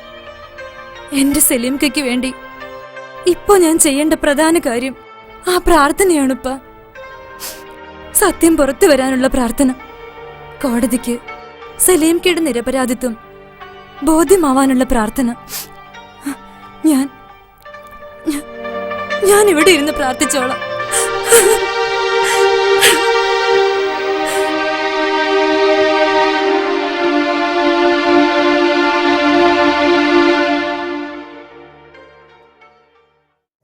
പ്രതി കുറ്റക്കാരനാണെന്നതിന് വ്യക്തമായ തെളിവുകളുള്ള സാഹചര്യത്തിലാണ് പ്രതിക്ക് വേണ്ടി വീണ്ടും ജാമ്യാപേക്ഷ സമർപ്പിച്ചിരിക്കുന്നത്. പ്രതിഭാഗത്തിന് എന്തെങ്കിലും ബോധിപ്പിക്കാനുണ്ടോ? Yes your honour. പോലീസ് റിപ്പോർട്ടിൽ ഒരുപാട് പൊരുത്തക്കേടുകൾ കാണാം. റിപ്പോർട്ട് വായിച്ച ബഹുമാനപ്പെട്ട കോടതിക്ക് തന്നെ അത് ബോധ്യപ്പെട്ട് കാണുമെന്ന് കരുതുന്നു. മാത്രമല്ല, സമൂഹത്തിലെ മാന്യനും ഒരു ഡോക്ടറുമായ എൻ്റെ കക്ഷി കൊല ചെയ്യപ്പെട്ട ഷെരീഫിൻ്റെ കൂട്ടുകാരനാണ് എന്നതും അദ്ദേഹത്തിൻ്റെ പേരിൽ എന്തെങ്കിലും കേസോ അറസ്റ്റ് വാറണ്ടോ ഇതിനു മുമ്പുണ്ടായിട്ടില്ല എന്നതും കൂടി കണക്കിലെടുത്ത് എൻ്റെ കക്ഷിക്ക് ജാമ്യം അനുവദിക്കണമെന്ന് ബഹുമാനപ്പെട്ട കോടതിയോട് വളരെ താഴ്മയോടെ അപേക്ഷിക്കും. I object your honour. സ്വന്തം കൂട്ടുകാരനെ നിഷ്ഠൂരമായി കൊലപ്പെടുത്തുകയും തെളിവുകൾ നശിപ്പിക്കുകയും ചെയ്ത ഈ പ്രതിക്ക് ജാമ്യം അനുവദിച്ചാലുണ്ടാകുന്ന അപകടം ഞാൻ ബഹുമാനപ്പെട്ട കോടതിയെ ധരിപ്പിച്ചതാണ്. പ്രതിക്കെതിരെ അന്വേഷണ സംഘത്തിന്റെ വ്യക്തമായ തെളിവുകളുള്ളതിനാൽ അന്വേഷണം തീരുന്നതുവരെ പ്രതിയെ കസ്റ്റഡിയിൽ വെക്കണമെന്ന് ബഹുമാനപ്പെട്ട കോടതിയോട് താഴ്മയോടുകൂടി അപേക്ഷിക്കുന്നു.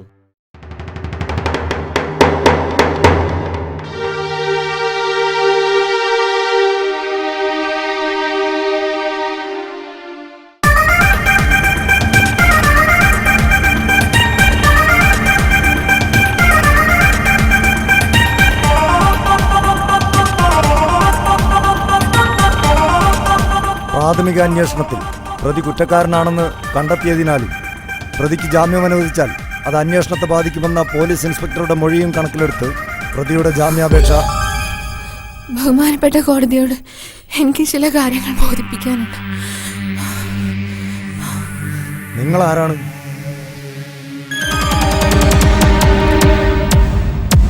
എന്റെ പേര് റംല.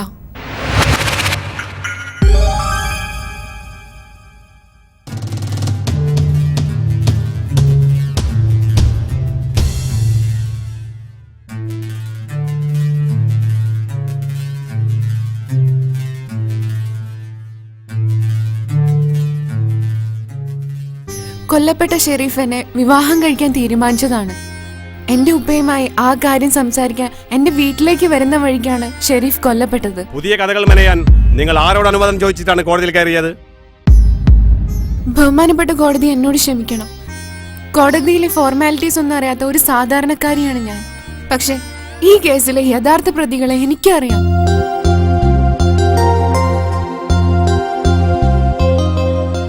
നിങ്ങൾക്ക് എന്തറിയാമെന്നാണ്? പറയൂ.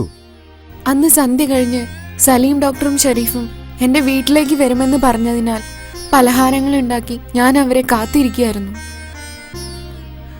അപ്പോഴാണ് എന്റെ ഉപ്പ സാദിഖ് എന്ന ആളുമായി വീട്ടിലേക്ക് വന്നത്.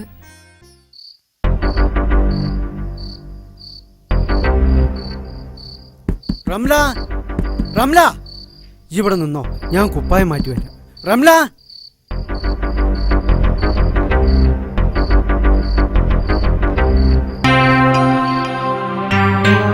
ഉപ്പ ഈ നേരത്തെ എന്തിനാ അയാളെയും കൊണ്ടുവന്നേ? ഡോക്ടറും ഷെരീഫിനും വരുന്ന ഞാൻ പറഞ്ഞല്ലേ. ഉപ്പ ബേക്കറിയിൽ നിന്ന് സാധനങ്ങളൊന്നും വാങ്ങിയില്ല? അവരൊന്നും ഇനി വരൂല. ഡോക്ടർ വരും പറഞ്ഞാ വരും. അല്ല, ഉപ്പാന്റെ ഷർട്ടിൽ എന്താ ചോര? അതൊരാടിനെ അർത്ഥത. എന്നിട്ട് ആ ആടിനെ ഞാൻ അങ്ങോട്ട് മുണുങ്ങി. ജിന്നെ വിസ്തരിക്കാതെ അപ്പുറത്തെങ്ങാനും പോയാ ഇവിടെ ഞാനും വരാൻ പോല. പറഞ്ഞിട്ടില്ല ഈ ആ വരുന്നേ. കരീംക ഇവിടെ വരി. ഹാജിയാര് ഹാജിയാര് ഹാജിയാര്. ആ നടക്ക് പോവാ. വാ.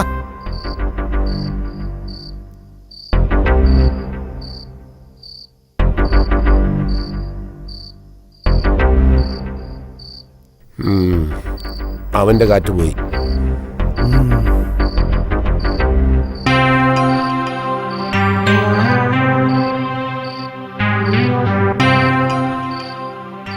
ആരോടും ഒന്നും പറയാനും തർക്കിക്കാനും നിൽക്കണ്ട. നമ്മളൊന്നും അറിഞ്ഞിട്ടില്ല. ആ, നീ ആ കത്തിയെടുത്ത് സാദിഖിന്റെ കൈ കൊടുക്ക്.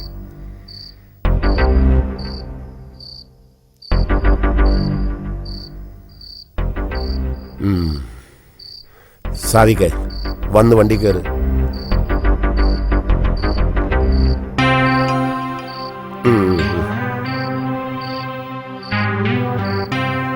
ആ കരീമേ, ആരെങ്കിലും എന്തെങ്കിലും കുത്തി കുത്തി ചോദിക്കുമ്പോ വേണ്ടാത്തത് വല്ലതും വിളിച്ച് പറഞ്ഞാല് ഇന്റെ സ്വഭാവം നിനക്കറിയാലോ.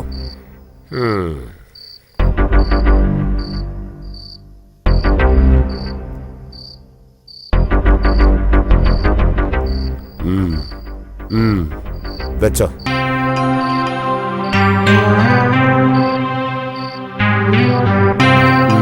പിന്നെ കാണാം.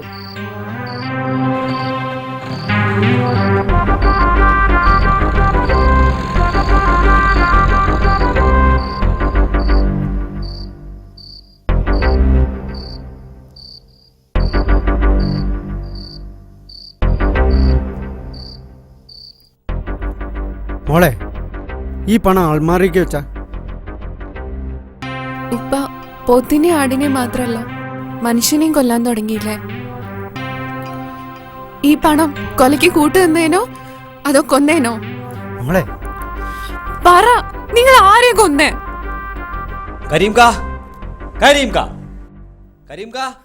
ആരാത്?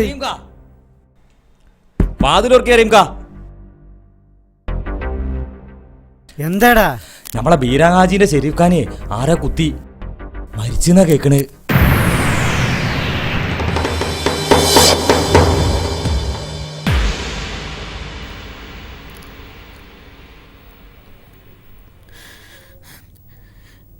ഇതാണ് സർ സംഭവിച്ചത്.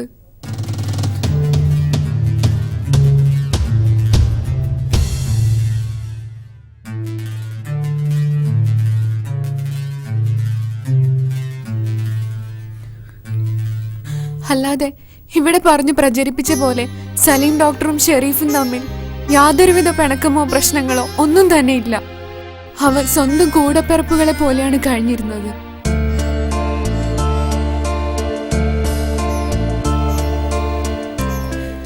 ഈ കാര്യങ്ങൾ അന്ന് അന്വേഷണത്തിന് വന്ന പോലീസ് ഇൻസ്പെക്ടറോട് പറഞ്ഞതാണ്. ഈ കാര്യങ്ങൾ പുറത്താരോടും പറയരുതെന്നും പറഞ്ഞ ഉപ്പയും മോളെയും കൊലക്കുറ്റത്തിന് തൂക്കിലേറ്റുമെന്നും എന്നെ ഭീഷണിപ്പെടുത്തി സാർ.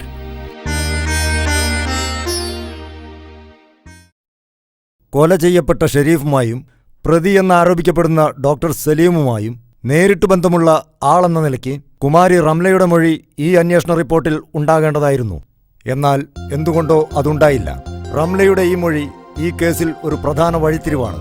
1000 കുറ്റവാളികൾ രക്ഷപ്പെട്ടാലും ഒരു നിരപരാധി പോലും ശിക്ഷിക്കപ്പെടരുതെന്നാണ് നമ്മുടെ നിയമം അനുശാസിക്കുന്നത്. ആയതിനാൽ ഡോക്ടർ സലീം നിരപരാധിയാണെന്ന് ഈ കോടതിക്ക് ബോധ്യപ്പെട്ടതിനാൽ അദ്ദേഹത്തെ നിരുപാധികം വിട്ടയക്കുന്നു.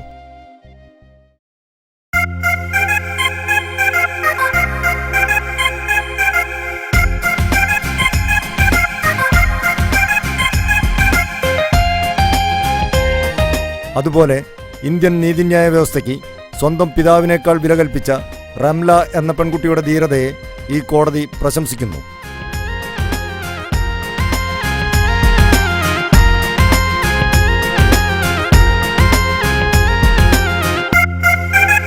അതുപോലെ കുറ്റാരോപിതരായ കരീം, സാദിഖ്, അഹമ്മദ് സാഹിബ് എന്നിവരെ എത്രയും പെട്ടെന്ന് അറസ്റ്റ് ചെയ്ത് തുടരന്വേഷണം നടത്തണമെന്ന് ഈ കോടതി സ്വമേധയാ ഉത്തരവിടുന്നു.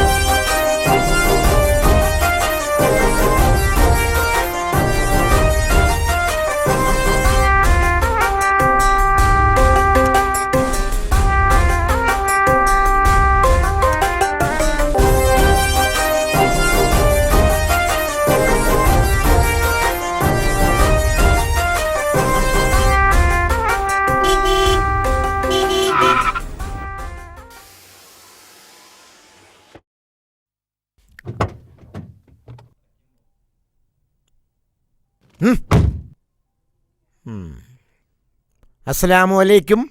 വാലൈക്കും അസ്സലാം. ആരാ? അന റഹീം. പോത്ത് റഹീം. കൈഫാല.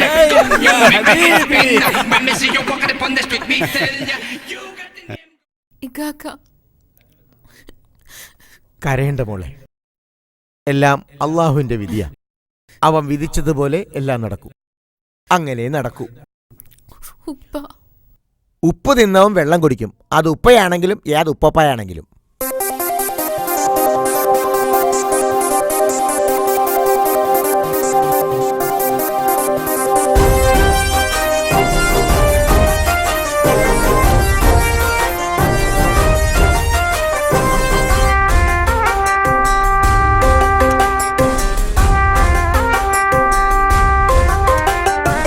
ഒരു നാൾ പുലരും ഒരു നാൾ വിടരും ഓരായിരം പുതു സ്വപ്നങ്ങളാൽ ഒന്നായി നിന്നാൽ ഒരു മൈൽ നീങ്ങിയാൽ ഒരു നവലോകം പുലരും.